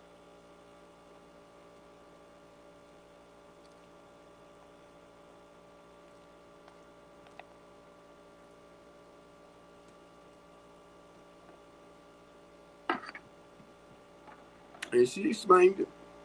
She said, I'm willing to work with this, I'm willing to work with that. But my whole key to all of that, and make sure y'all tell whoever y'all might got my way for the information, if you don't have your money, do not come over here trying to play games. Because the goal for us is that temporary part. And you're going to have to make certain sacrifices to come in temporary so that we can help you get something permanent. Now, on the permanent side, with me, when I get you into, say, like a regular house or regular apartment, I don't want you to pay that 7. I want to get you in something like low income that's cheaper than the 7. I want to get you in like HUD housing, a voucher or something that is cheaper than the 7. But as long as we know, and I'm just saying, Steve, that you can pay that 6 or 7 on time each month, then I know that won't be a problem for you when you get into a permanent housing program. Y'all feel what I'm saying? But you have to show me, just like you have to show her. And if you're not paying your bill on time every month, or your rent, or for your space every time on month between the 1st and the 5th, that's not a good example for a permanent place. Because 9 times out of 10, if you running late, she's going to tell me. And she's going to ask you why and all that too. But she's going to tell me, and I'm going to ask you why. What was the reason? Now, we might understand a month. No, because that landlord ain't going to, if you go into the permanent housing, they ain't going to ask you all that. So we preparing you. Keep in mind, because I want y'all to share this back to like family members, people that want the necessary help. And the good part about it now, y'all, I'm going to have to put my phone back on vibrate. Because I know a lot of people going to start reaching out. But look, from what I understand, she's well connected with other people with properties as well. And that's what I need. And my goal with strengthening the community, I want my own building. So this right here is the starting point. You get me? I mean, like the temporary thing. Because even when we get the building, I want the building to be situated with that like a one-stop shop, right? Where everything that the clients would need would be under that one umbrella. Even if we have to send them out, like refer them out to, say, like somebody want to go to nursing school, we get her into that program, workforce development program. I mean, accredited program. Somebody want to do mechanic, we get them into Plus Jones accredited program, right? Because that's what he told me, got like 40 classes in there, something like that. Well, what things they can take up. So I was like, wow. So basically, once he told me that, I was like, well, we ain't got to go far, because that's what his work, that's what his thing is about. And then he talking about building another building right there, like North and Delaware. I mean, I'm sorry, North and Bel Air. That's that spot they doing, him and his wife. So the classes, you sign up for them, get you available. But now he told me the process that they would have to go through for him to get paid. I was like, God damn. Because we got money out there. We got money. Funding for this and funding for that. It's just knowing where the money is. So when he said it, it opened up my eyes to, it's just doing it. You get me? I'm telling you, I ain't no damn joke. Y'all can take me the way you want. But when it comes to Steve, blah, I ain't no joke. And I'm not trying to be smart. You can call it, oh, that's his ego. That's his pride. Yes, it the freak is. See, I would take it in a negative way, right? And most of the time we do. Because he's saying, he's saying this, he's saying that. You look, do y'all realize? Because I had to look at that. The courage and the confidence it takes that y'all might see it as ego, pride, this and that. I'm not using it in a negative way, but that's the way y'all will flip it. It takes courage. It takes confidence,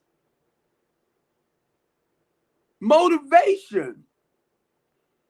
And rather than you looking at he's standing up and he's standing tall and firm and blah, oh, that's his pride, that's his ego. He's 6'1", 200 pounds. Dang, all right. Makes me feel like strength. And just because I go, who else doing this with other people? The individual. But see, y'all are twisted. And that's what trips me out because I see it a lot. Well, who else doing? You can call it pride. You can call it ego. And I can call it your damn right. Courage and confidence. I will flip your mess on you. Well, you ain't gotta do that. I know. You ain't had to say that. And I'm not trying to be smart, y'all. Those are things, because we'll flip stuff around in a negative way quick. Oh, we will. We will. Not realizing it takes a lot of courage and confidence to do what I do. Mainly when you know that there are forces out there that don't want us to work on change, help people change. You know what I mean? And those evil forces be right there in y'all faces, and y'all be like this. I watch a lot of y'all. And sometimes when I read a lot of y'all comments, it'd be so shameful. But a lot of y'all stuff, the reason why I say that,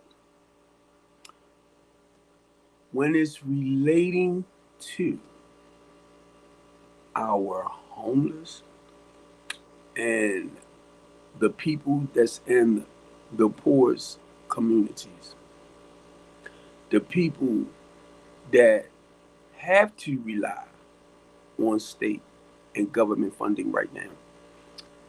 We knew when social service and all that was first started, it wasn't meant for people to live on it forever.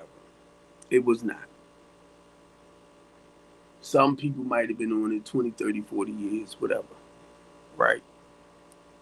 But it wasn't meant. It was a temporary thing. And y'all will sit back and say, oh, people took advantage of it. They do that, they do that, do that, and a lot of them do. A lot of them get comfortable. But those not the ones I'm talking about. I'm talking about the ones that willing to put in the work to say that this is not enough for me to take care of my family and I need help because I'm by myself. My baby father's not helping me take care of his kids. Or I got 5 baby daddies and none of their fathers is helping me. So you'll sit back and say, well, you shouldn't have had that many. Well, they're here now. We understand that. And that wasn't your poo-poo, that was their poo-poo to do what they do. So the point is, if you're not willing to help, shut the freak up. Shut up. So that's reality. That's real. If you're not willing, you see somebody struggling, you see somebody suffering. Well, they should have closed their legs. They should have and you're right. You're right. But then now what you gonna do to try to help? Nothing. You went through all that. Hypocrite. Nothing. Kids still hungry, still homeless, all that. Nothing.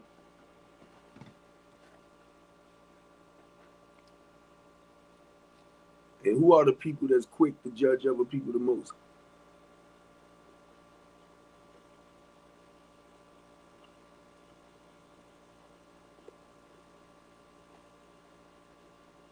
Who you mother freakies that's quick to judge other people the most?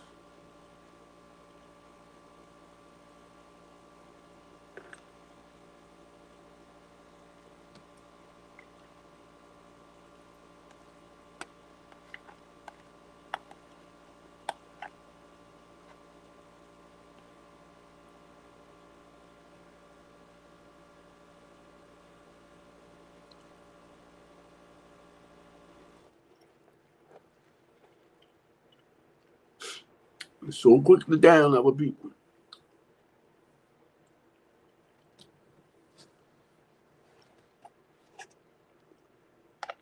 Giving you a little bit of time to think about it.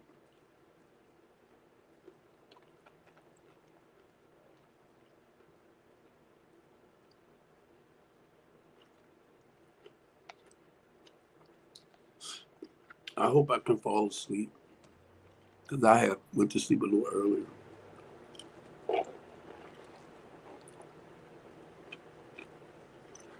I don't want to be up all night.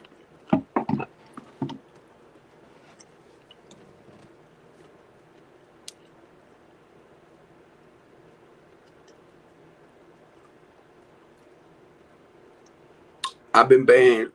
I called Trump on TikTok, right? A pedophile. And TikTok banned me. Till I was 16.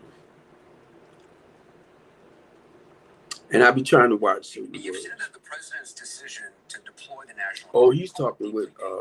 What's your message to citizens who say regardless of crime data, Westmore, this makes them feel safer?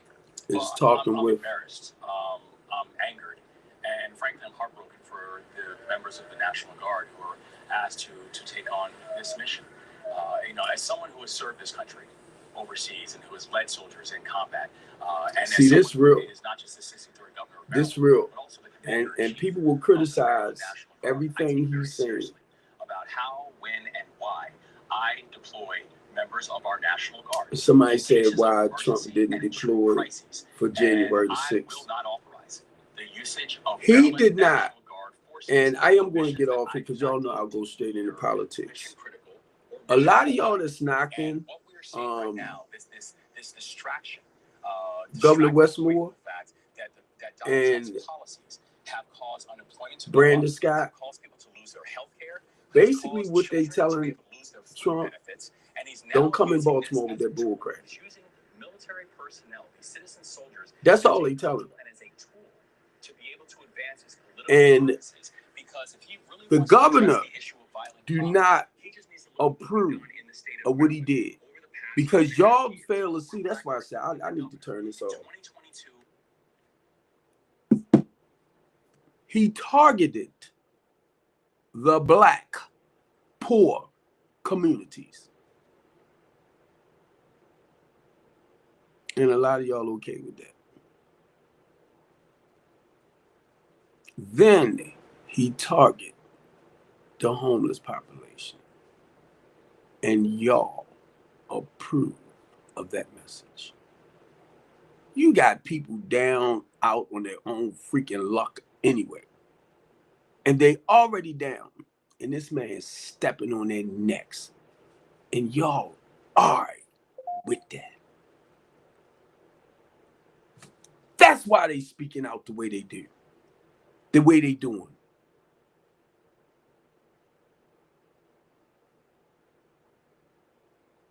And it's sad. It's sad. It is sad. I deal with the homeless population. I know the type of help they need. I know what we can do to better provide for them. outdo Trump, but he's the greatest thing that ever came on this earth.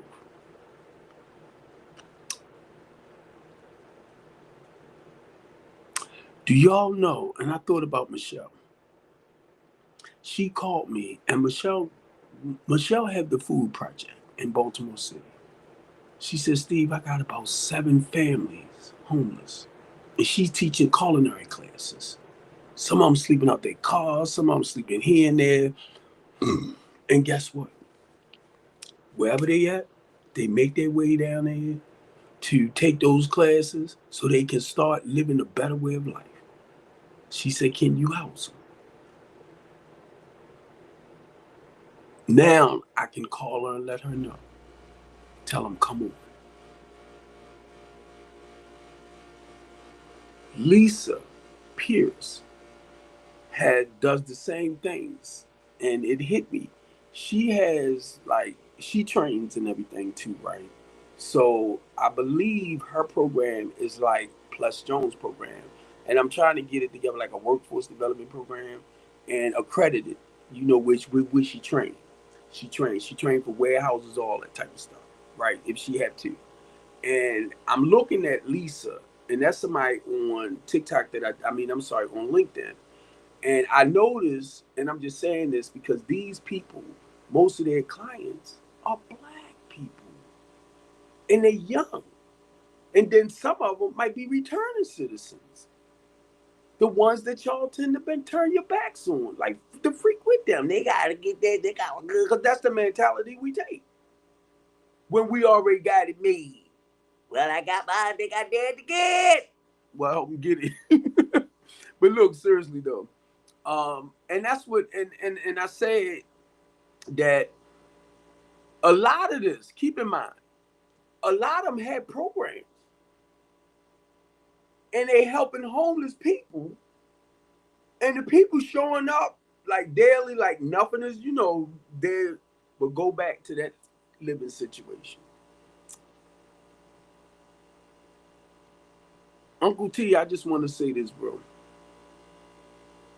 Uncle T worked with a lot of our youth.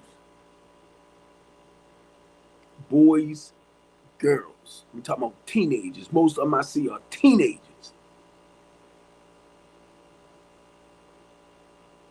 Coming out to his program, having fun doing this. Can y'all imagine some of them that's homeless, sleeping in abandoned houses? And I thought about that one day. And this man providing services for them anyway. But once they leave his program, a lot of them either going to abandoned houses. A lot of them going back to places where they might be getting touched and everything. You get me?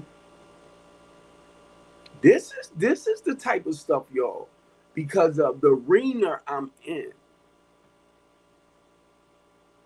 When it all boils down to somebody needing help, these are the type of people that Steve Copeland deal with. These are the type of people that when you have nonprofits that's providing programs for our youth, so they won't live a destructive way of life, or for that return of citizens, so they prayerfully they won't go back to doing the things that they did to get them where they was at. It takes a lot of work, y'all. It takes a lot of work. But keep in mind, I'm on the ground process of it with a lot of other nonprofit businesses, because normally I have to reach out. Can you help such and such over here? Boom. Can you help such and such over here? Boom. So I have to stay connected. And to be honest, y'all knew we was blowing up down at the building. We blowing up. And the moment that chaos and confusion started, I seen it. Something went boom, and it shut down. I seen it. And it blew the freak up. And I had to back up. But when I backed up, I did not. I knew I had to work with the clients at a distance. So I'm going to just say this to Sean, baby, thank you. To Sean, thank you. Because Sean was the one that introduced me to Cope Co. and said, Steve, she got this house, that house, this house, this house. She got houses, houses, houses. I'm like, yeah, right. But the whole thing, and I thank you, God, they stayed in this apartment complex for 2 months without being in the streets. Now you got somebody moving them out into other areas. I did not. I was praying. Telling you, I was praying because I didn't want to see them back on the street. And I felt like my hands was tied.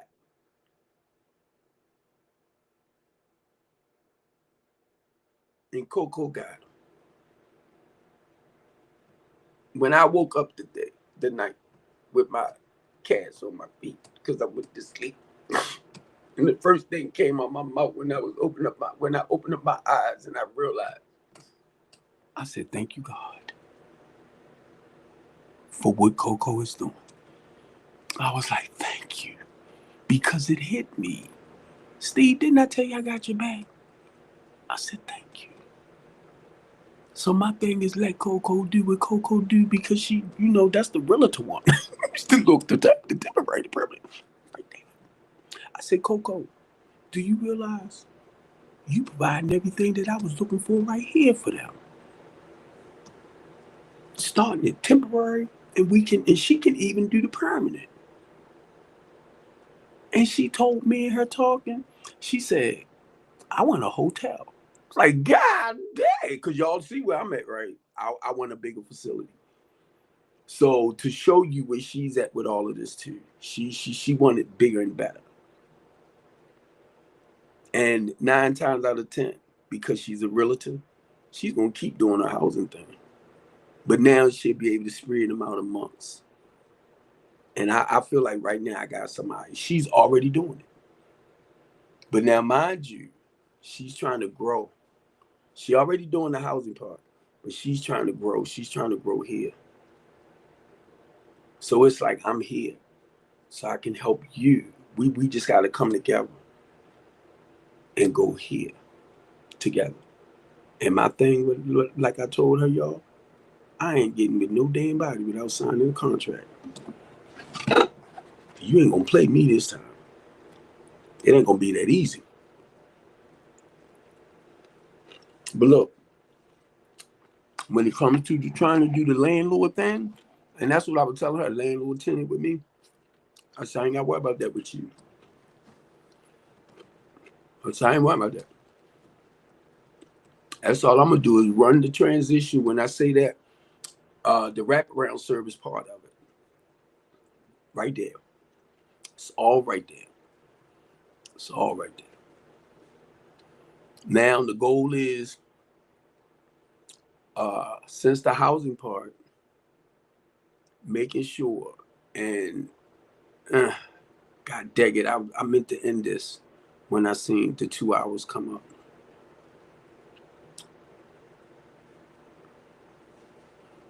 I meant to end this. But I'm telling y'all, Baltimore City, and if y'all want to, like, y'all want to leave things like it is, we need volunteers. And I'm just looking at like this, right? If you want to help serve, if you have that passion, that love inside to actually want to see people turn their lives around, and we already know everybody ain't going to do the work. But if you the type of person that want to come and volunteer and you want to do some things because you are a humanitarian, be honest with you, I need you. And I just don't want people in my life that's fake and phony. And the thing is, too, I don't have money to give nobody. So if you come, it's volunteering your services.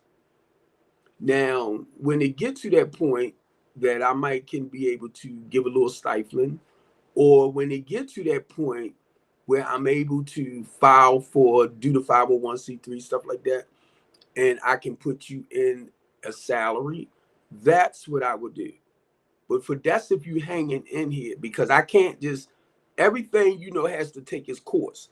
So when I do apply for government funding or grant money, I can add your salary in. But we have to show the process first. You just can't do a grant and say, I need one for $5 million, and they're going to just give it to you. No, they want to see your paperwork. They want to see how you operate. They want to, So I already know all that. I'm down with all that. So coming aboard, and I'm looking at other people that has board members, have staff members, and I'm talking about volunteers, because a lot of them see what's going on around them in their communities or whatever, and they want to help make a difference, and they know they can't do it by themselves. I don't get it. I don't know if it's personally me. I don't know if it's God blocking y'all from me. I don't know. But I feel like when I come on here and I'm sharing with y'all everything that Steve Copeland doing,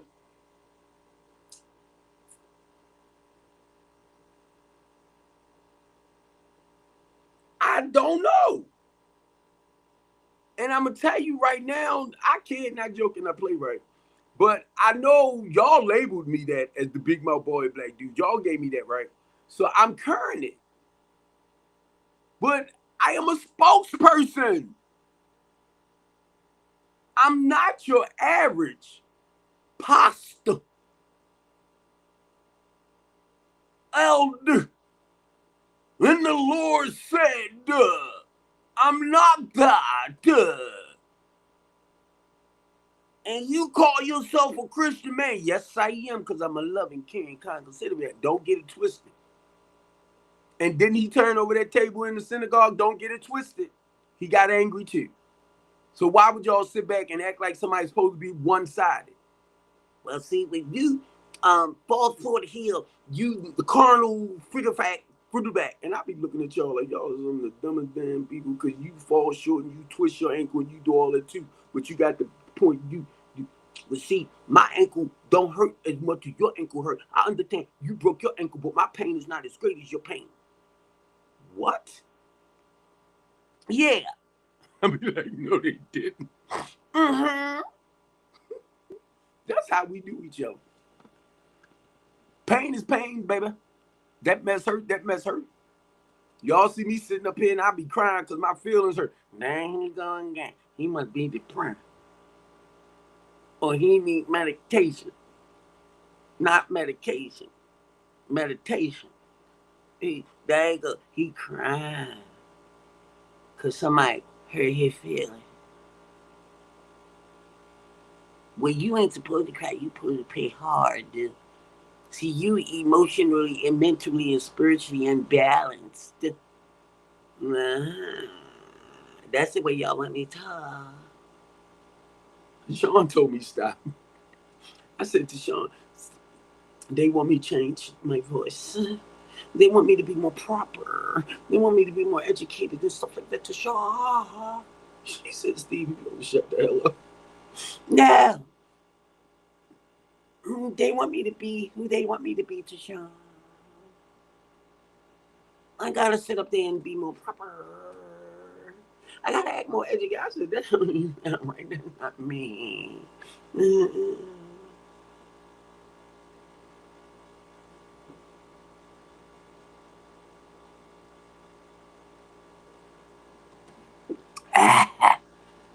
They want me to drink this like once a day. And I be trying to drink it like one a day.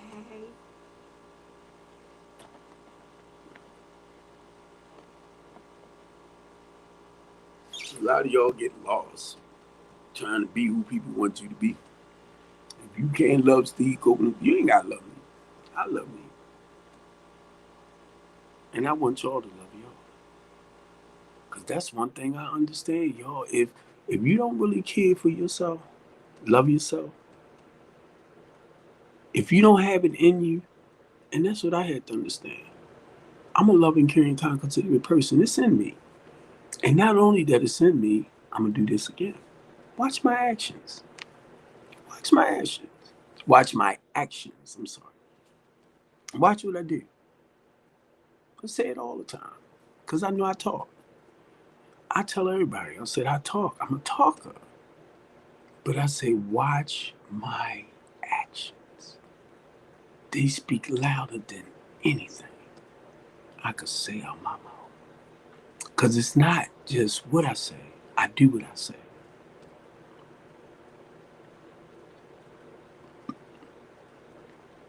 And y'all that's older, you know, we used to hear stuff like, do as I say, not as I do. And when my children started coming along, I realized they see us and we can do the craziest stuff in the world and tell them, we'll see them doing the same things and then tell them, oh, don't do this, don't do, but they watching you. And that's what I had to learn with mine. They watch you, Steve. So if you drop something on the floor and you just leave and walk away from it, and they drop something on the floor and then just leave and walk away, and then you gonna turn around and say, pick that mess up. I told you that. And then the only thing they like, well, you dropped something and didn't get it. So I'm grown. That's your excuse. And see, I had to learn that with my family. They watch what you do. They hear what we say, but they watch as well as what we do, how we conduct ourselves, and all that.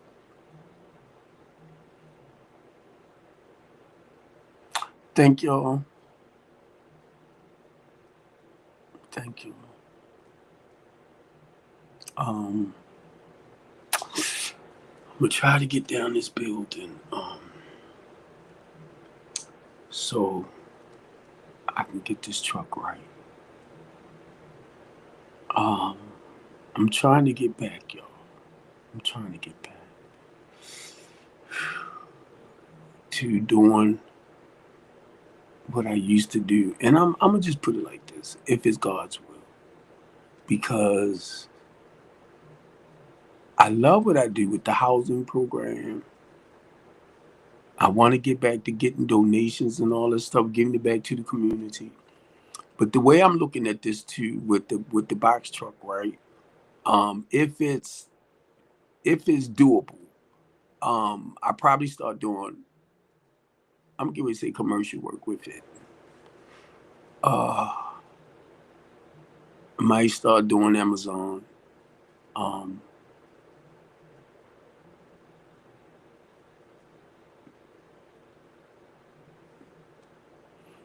I'll probably continue doing definitely donations and stuff, right? But I might, and that's what I was thinking about doing, because I got it just for the donations and stuff, and I just been leaving it like that. But I'm looking at, I might use it now to really make money with it. I think it has a lot more years in it. And I'm just so used to doing stuff, but I don't profit out of it. You get me? And I'm no different than anybody else. I want to make money off of whatever I do. It's just, I'm not trying to rob and steal and take from our people to make it. I'm no different than nobody else. I don't know about them. I can tell you my conscience will not set me free, knowing that if I do some of those things I see other people do. And that's not the knock, because I understand people work a certain way to get what they want.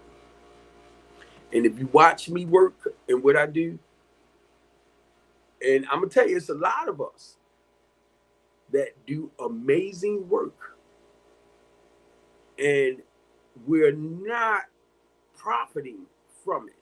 We get the stuff that we need to do to get the work done, financially and stuff like that.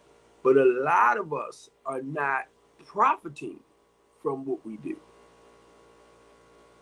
So that's why when you see me do this, it's there. It looks like when I'm running and everything, the way we run, oh man, it looks like I'm making, and that's why a lot of people step over to me, because it looks like I'm making a lot of money.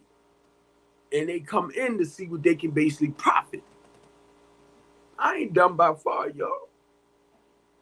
I ain't dumb. I ain't dumb. So basically, you're join to see what you can steal. What you can pocket yourself, put in your pocket.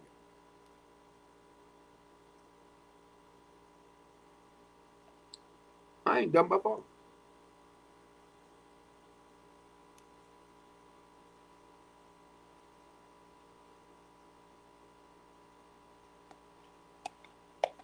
And that's what business is all about.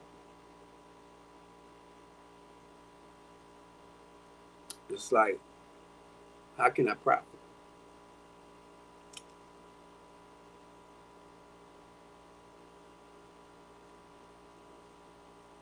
If I can't profit off your stuff, I'm gonna back up.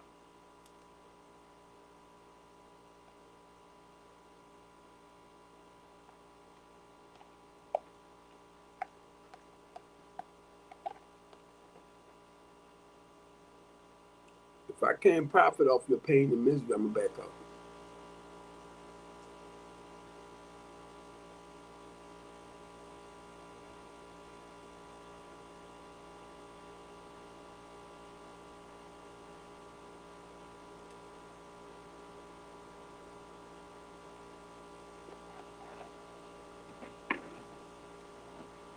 I already know.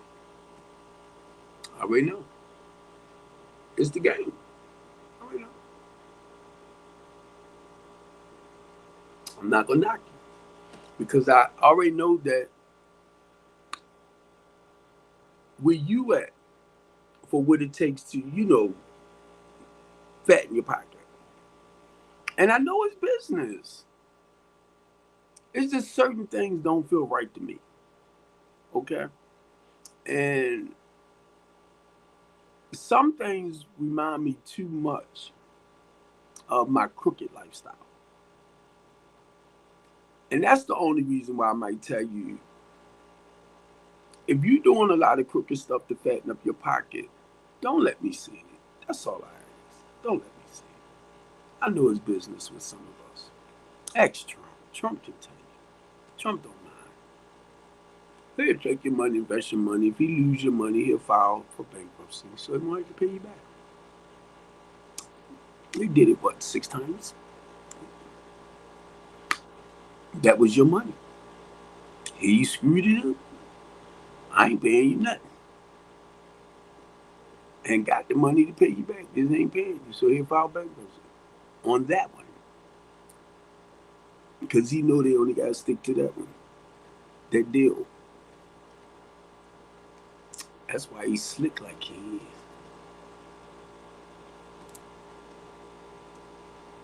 Remind me too much of the corruption back in the days. I see straight through it. I'm like, damn, if you Y'all be like, oh my God, make America great again. Oh my God, make America great again. Oh my God. But we can't even get a damn long together. Make America great again. Oh my God. Make America great again. The Democrats is full of trash. How we gonna make America great again if we cutting each other off? Because the Democrats is full of crap. Democrats, oh my God. Make America great again. Oh my God. Oh my God. Oh my God.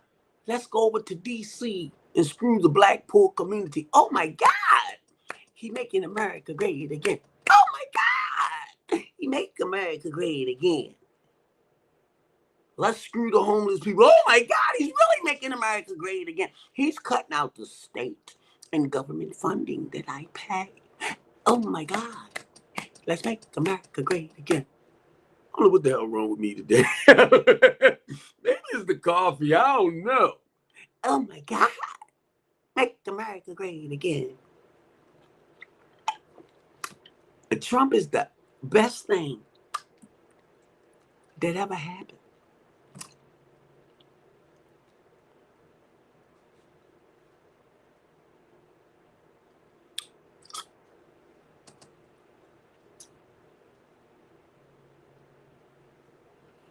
Look, I gotta get off here. Me, when I was at the went to get when I went to get my, I ain't saying post surgery, but they put my feet. Now I can walk on my. They put a cast on my leg, right, so I can walk firm now. But the point I'm trying to get to, man, we had a beautiful spiritual section in there. Beautiful. And the woman that was feeding my spirit, and we was talking about some of the stuff that's happening with Trump being appointed. And y'all know, once again, I'm going to do this one right here. And I'm looking at DC. And you know, God would send certain people to cities to punish them. And she was pulling it out. I already knew. And as she was pulling it out, and it hit me with DC, the punishment that they're going through.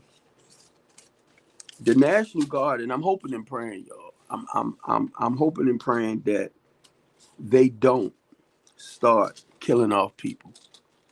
Okay. So a lot of y'all might look at it as a form of protection. Protecting what? Protecting what? Because some kids went into another area and robbed or beat up somebody. So he decided, because they said it's supposed to start it. Now, from the mayor, and the day was the first time I seen the mayor and heard the mayor. Can you imagine how that feels when you're in your city and you doing everything you can to, slow the violence down, the criminal behaviors down, the murder rate down, and you doing everything you basically can. Now, mind you, it takes the people. That's your problem. When you encourage and you motivate the community, and even if you have to lock certain people up, they will look at it as, if I keep doing this, I'm gonna go to prison too, stuff like that, right? So they start slacking back up. It's common sense, baby.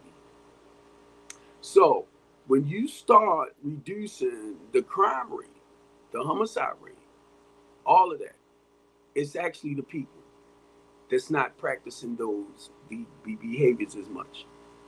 It's not the mayor. The mayor could be the encouragement, the motivation. Just like in Baltimore City, it's not Brandon Scott. Brandon Scott do not come in the community. They can create all the laws they want, but it's the people that has to become obedient to the laws.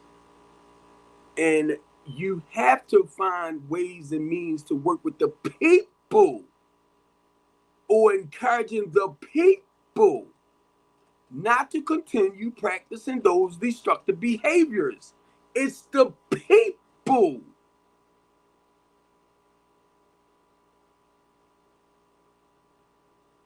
Just like with Trump. Trump don't come in the communities. Trump don't write no policies. Who write the policies? He only either agree with it as far as signing it in the law or vetoing certain things. He doesn't create policies, but we give him that credit for it. And then when you talk to some people sometimes, they give him the credit only to turn around and say, well, by him signing it, that made it a good thing. But why are you sitting up here making it seem like he done wrote the shit himself? Well, he did sign it down. Yeah. But it's Congress that create most of the policies. And I'm looking at Congress and Senate. I'm just looking at the, because there's 3 branches of government. But y'all will turn around and point it straight at the president. because I don't want to just say Trump. Because when I found out Barack did not create bills or nothing like that, I was like, shit.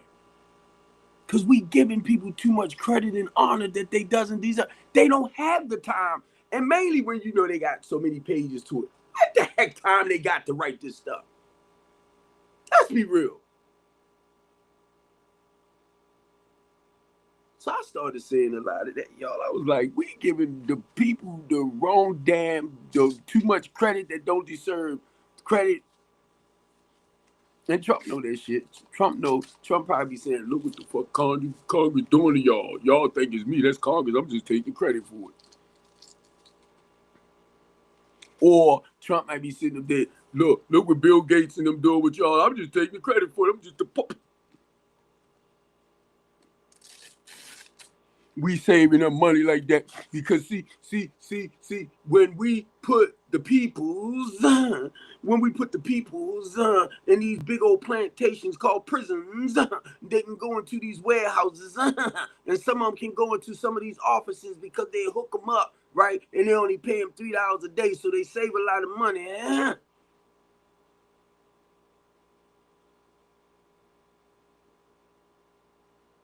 Because your big old corporations, the same taxes you pay, they pay taxes on you too. So a lot of them, because I was trying to figure out how the hell y'all make money.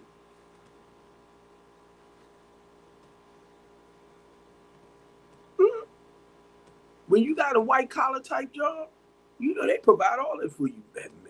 Medicaid, because you're making money to buy your own food and stuff like that, right? So you do the 401k, you do the retirement plans, you do all that. But that person that's making low the poverty rate, not there with that. Unless they get a career-oriented minded job. Y'all didn't know that. I knew that from trucking. Medical insurance, life insurance. My family was on my health plan. Through my company. See, a lot of people that works at certain jobs don't cover them in that sense. Do y'all use your brain to understand that? So when you have people that's living below the poverty rate, normally those are your people that's working at McDonald's, Burger King, stuff like that, Wendy's. They might be working in warehouses where they're making what? About $20 an hour? And I can't add it up that quick, but is that $40,000 a year, or is it still under? In Baltimore City, the poverty rate is about $40,000 a year. It's under 40. Impoverished. The poverty rate below. So anything below that, you consider as poor in Baltimore City. When I hear some people in certain cities make $7 an hour, I'm like, what? Still. In Baltimore City, the minimum wage is 15. Please tell me it's not. Because I helped them get their bill passed. Spoke on it twice. Here in Baltimore City and once in Annapolis, and we got the bill passed.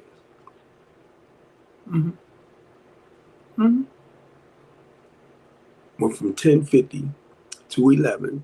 Then from 11, they had a period of 5 to 7 years to get their employees up. Now, that's for the ones, because some jobs I found out too, some employees say like they was paying their employees like $22 or $20 an hour. They thought coming through the door at $15 an hour. That's too much because but it started out at 11. Once the bill got passed, it went from 10, 15 hours to 11. And then from there, you had over the period of 5 to 7 years. If you had about 25 employees, and let me make sure I said right, because I haven't spoken to it in a while. If you had about 25 you had 5 years to get it up to 15. If you had well over 25, you had like 7 years to get it up to 15. That's because you had more employees.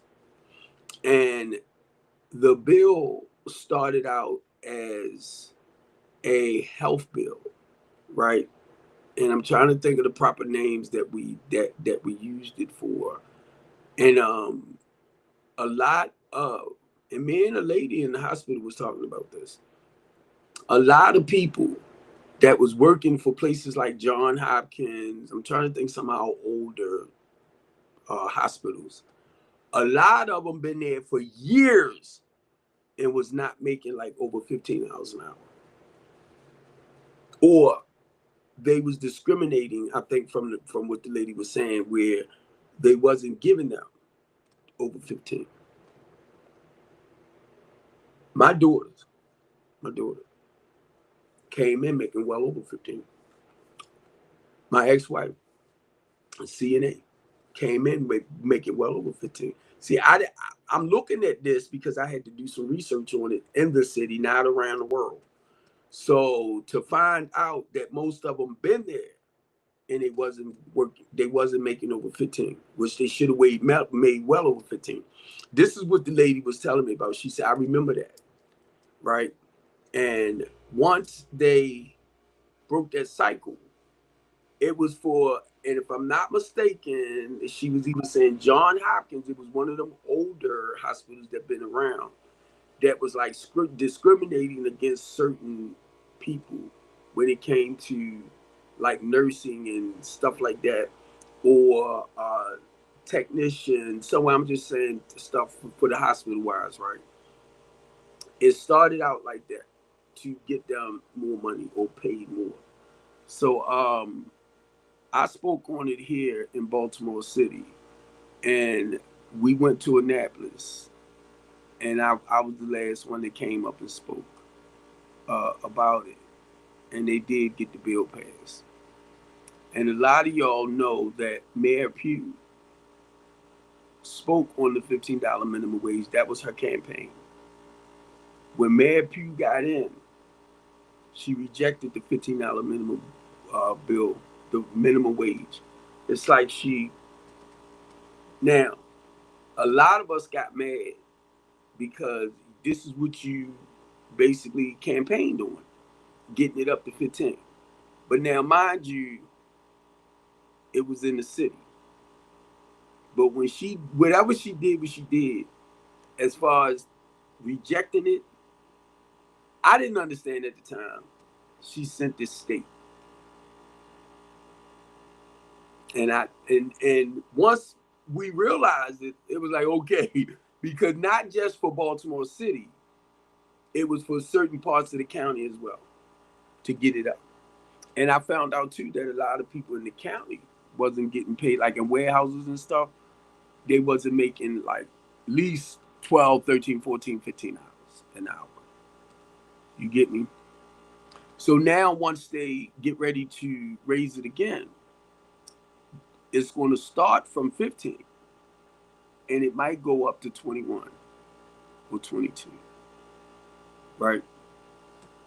And y'all understand this, please don't cry too much, because a lot of cities is not paying over $10. One place like $7.50. A lady was telling me, I think down North Carolina somewhere, she makes $2 and something an hour. Now she works in the restaurant, so they get tips, right? They get tips, and sometimes we'll think we got it bad. Look at my boot. Look at my. This is look, because I got a cast on my leg. She said, "Do you want to do a cast? Because now me doing the cast, I ain't got to worry about this. The weight bearing boot too, but the cast they got on me." And the lady said, "You're not going to feel the ground at all." And I ain't lying, yo, because I be thinking I'm in a bubble thing with this. She ain't lying. But now I can walk around, because she was like, "We can do the cast, where you ain't got to worry about the hopping and this and that, the walking and all of that. You can walk around like normal. I really appreciate y'all because I don't know who it is. I see 4, 6 now viewers, but I try not to pay attention to the viewers because I know it's a lot of y'all that see me. I know that. Already know. Right? It's been like this for years. I already know. And how I know? A lot of times y'all see me on the street, y'all say something.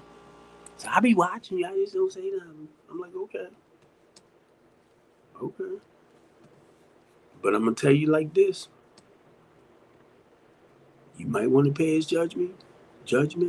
You might not like what I say. But when it comes to Baltimore City and what's going on here, you better bet I'm involved in a lot of it. And when I say that, it's because of the community work. So you see a little bit more what's happening. So when you like a community activist, community an organizer, homeless advocate, human rights advocate, you involved in seeing what's actually happening with the politics, with the police department. You see it. But when you're not, it's like a whole arena within itself.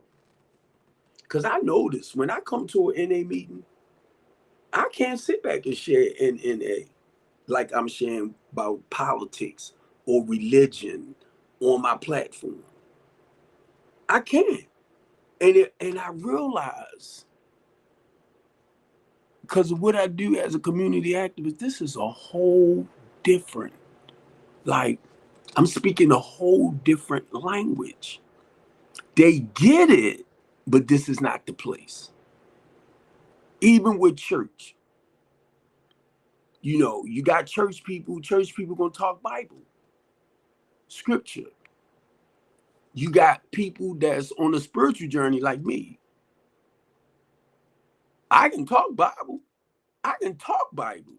Because I had to study Bible first to get an understanding of the Creator.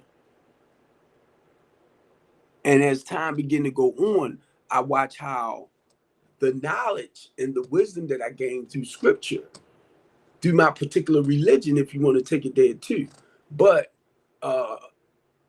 the knowledge of the word, understanding what the word is saying, what the word is telling me, not based around your life. Y'all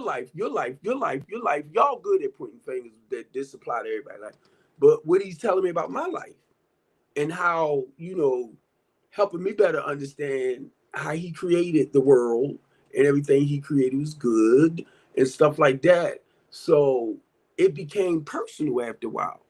When I began to grow more, it became personal. So as I begin to grow more in the knowledge and the wisdom of the word religiously and going through the trials and tribulations, it was like God said, now I'm going to introduce you to who I am in the flesh. I heard a guy talk about and about the word becoming flesh. And he kind of denied the word becoming flesh. But you're reading Bible. And then it talks about how the word became flesh and dwelt among his people. He must didn't read that part. And how his people didn't recognize him. He must didn't read that part. He just read it up to the point where he was kind of criticizing it. Because some people do. You learn enough scripture to play with it. But then it was when it talks about how the word became flesh, which talking about the spoken word, which became the written word, because you're reading in the Old Testament about the word. You're reading them talking about their experiences as far as how the Spirit inspired them. So what Spirit inspired them? Come on. What Spirit inspired them? They were speaking the word. They were sharing their experience. How he inspired them, how he empowered them. He was sharing his spirit. See, I listen to a lot of y'all, and I'm talking about the Israelites guys. When you want to go in and critique stuff. So we coming up now. Look where my hand at. So God showed me, you have very, very great knowledge of me. Now I'm going to show you who I became in the flesh. And after I started developing that relationship, which became personal with the Son. Now listen to what I'm saying. I'm saying what I'm saying. You don't have to add to this. I'm telling you what God starts showing me. And if he have not showed you that, then don't critique this. So as he began to show me that, right, and I began to get to know the Son, because now it's personal. That's like a boyfriend, girlfriend, husband, wife. The connection became personal with the Son. Now, if you have not experienced that, don't knock it because of what you see somewhere else. Well, that's not what the Bible says. Okay. And if you read it again, that's what the Bible says. How the word became flesh and dwelt among his people. So where you're reading at? Well, where you reading at? And then in the process of building that relationship with Jesus Christ, if y'all always hear me say, I'm a loving, caring, kind, considerate man. So when I talk about, being a Christian, I'm talking about the personality, imitating Christ's humility. He was a loving, caring, kind, considerate man. So guess what? When a lot of y'all say this like that, he evil, he nasty, he this. And this is what helped me understand this. Did Jesus not get mad and turn the table over in the synagogue? He got angry because of what they was doing. See, a lot of y'all look at it one-sided. We talking about a human being. We talking about a human being who's a loving, caring, kind, considerate person who recognized too, I can get angry, I get lonely, I get tired. Well, you shouldn't feel like that. I'm a human. That's what God became human in the flesh. But he didn't allow his flesh to sin. That's what it tells us. Or, I'm going to go back. He didn't allow himself to fall short to sin. And I'm saying that. So as I begin the connection with Christ and everything, and he said it himself. Once he got crucified, he said, I'm going to leave one behind to protect you, to comfort you. He talked about going back home to the Father, to protect you, to comfort you. What was he talking about? And if you read Bible and you read scripture, and I'm going to say this because I keep saying Israelites, but I don't think they're Israelites, the ones with the purple. I watched a pastor ask one a question the other day. He would not answer it. You know what he did? He asked another guy a question to avoid the pastor. That's a form of manipulation.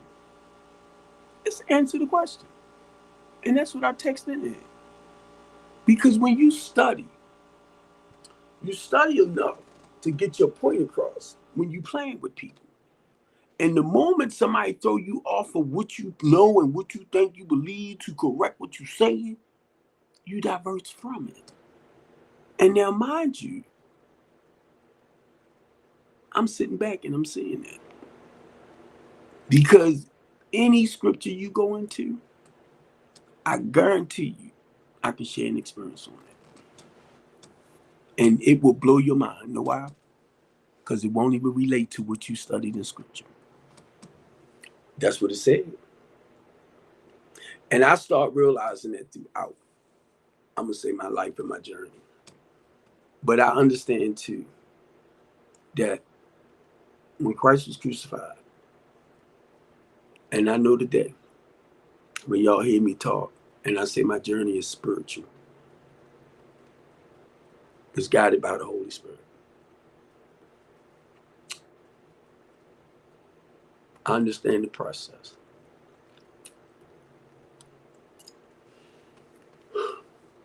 And I'm talking about me. I can't talk about nobody else. So when it comes to the Bible, I don't compare it to nobody else's life. I used to early on, but once I began to grow, I had to focus more on my life and how God wants me to live, and to live it to the best of my human abilities. This what I told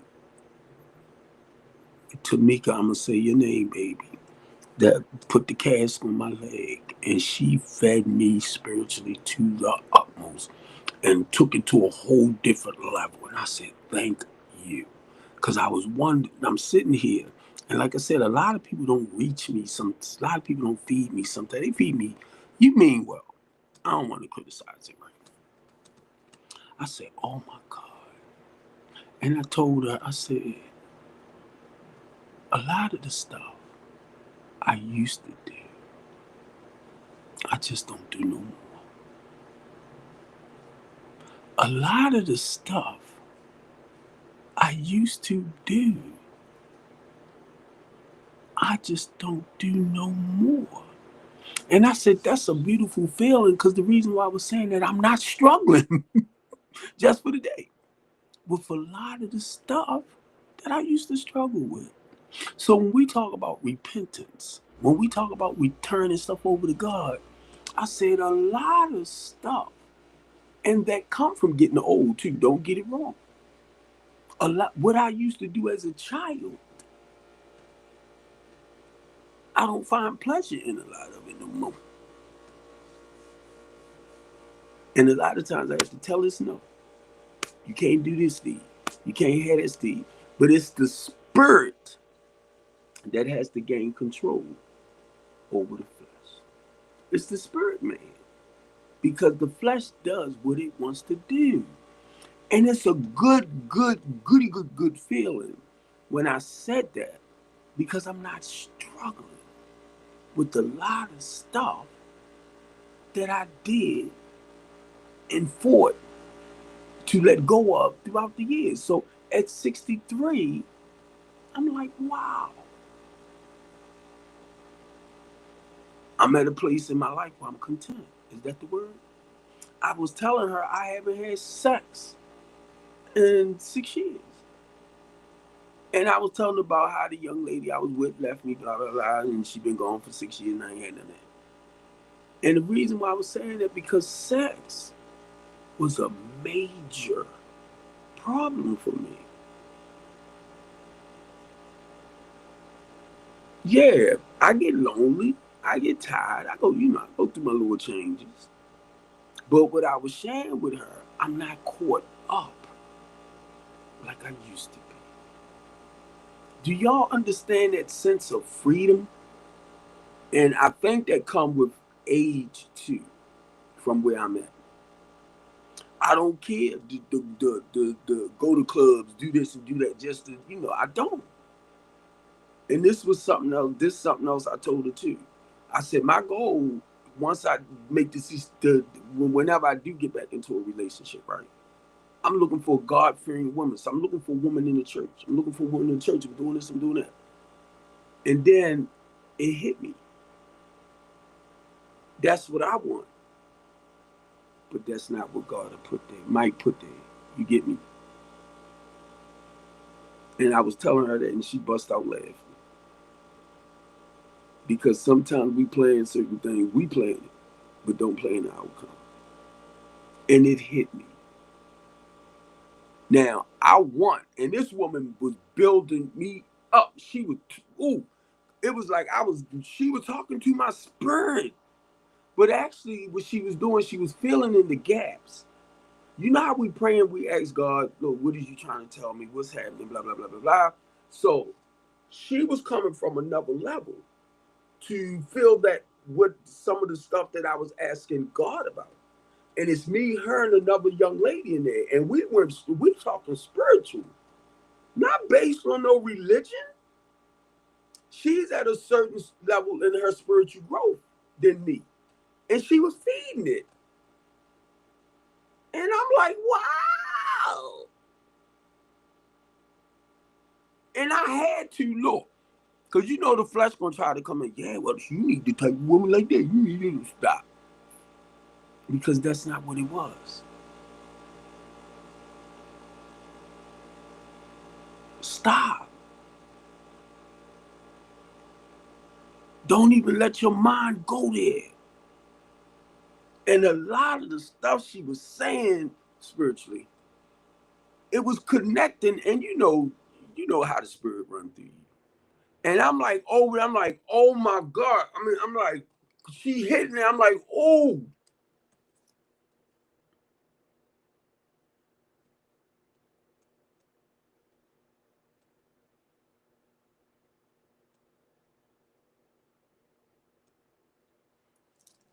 You know how somebody ministering to your spirit and you just, oh.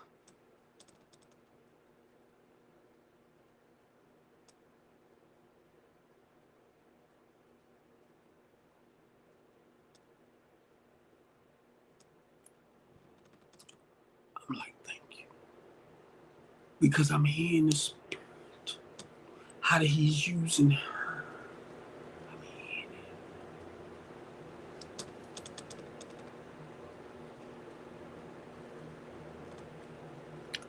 Lord. And I don't mean no harm to nobody. I don't mean no harm to nobody.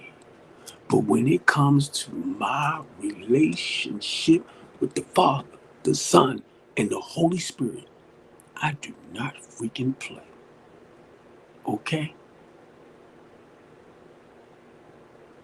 I don't play.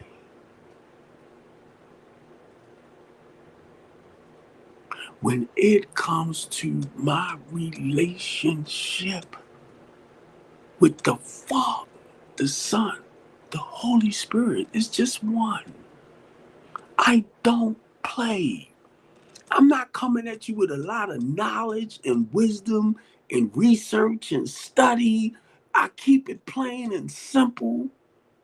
But when it comes to my relationship and being obedient to the word of God, from what I understand, and being submissive and being one of a core, I don't need that bull junk if it ain't aligned. If it's not aligned.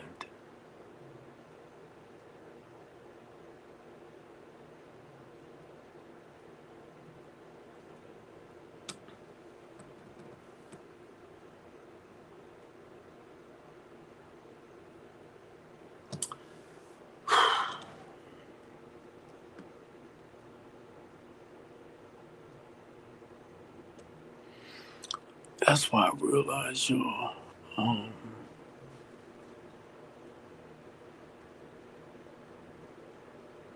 being a warrior for Christ, I know I'm not like everybody else. I know I'm not.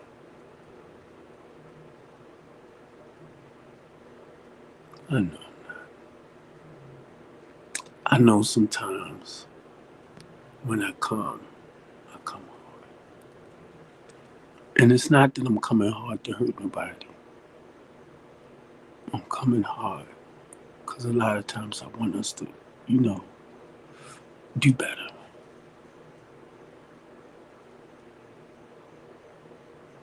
Do better. Stop allowing outside sources to dictate who you are as a human being. Stop.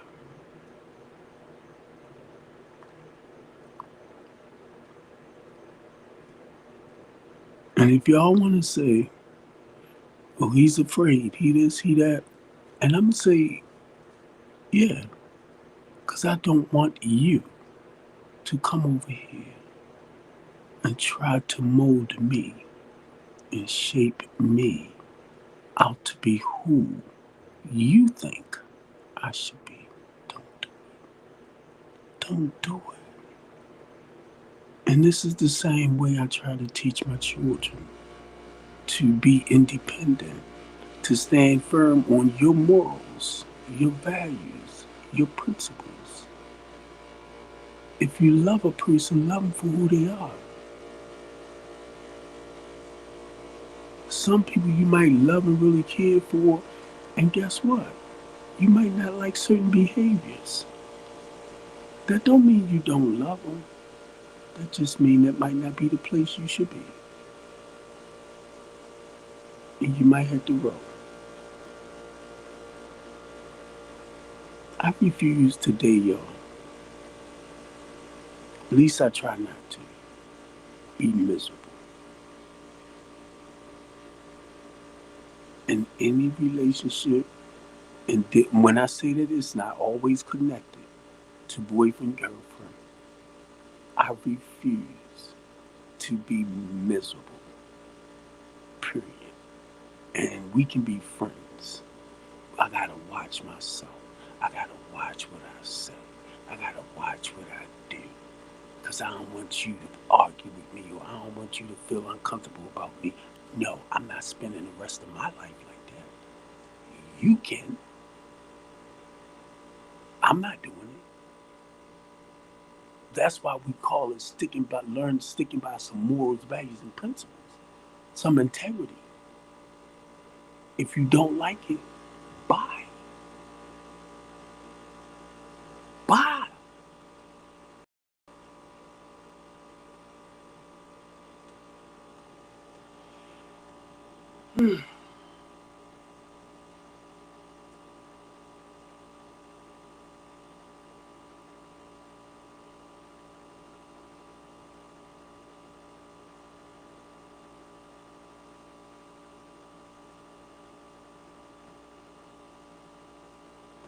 All right, family, I love y'all. This is going to be 3 hours. And I can't wait till I get better with doing little clips, like 60-second clips. Because I know ain't nobody going to watch these whole 3 hours. I know that. And those of you, because I've been looking at the numbers, so whoever been on here for the last 3 hours, you've been here. Because I might see it go down to 4 and come back up, but it's not switching out like that. So whoever came on to follow me straight, I see you been here, and I appreciate y'all. I don't look for a lot of people, y'all. I don't. I be wanting it, but like see my numbers up here like that, my viewers. But I got to go back to what the lady told me. She said, Steve, never pay attention to your viewers. She said, because you seen all over. But she was in Africa at the time. And Maxwell is in Africa too, so he could see me. I already know that. But look, I love y'all. I'm going to get ready to take my butt to bed. And when I come on like this, y'all know it's time that I really need this. And I hope I said some stuff to encourage, motivate. If I said stuff to hurt you, I didn't intentionally mean it. But if I did, forgive me, because that's not my point. It's about keeping it real, or keeping life real, okay? And I love y'all, and I am going to get ready to end this. And good night, family.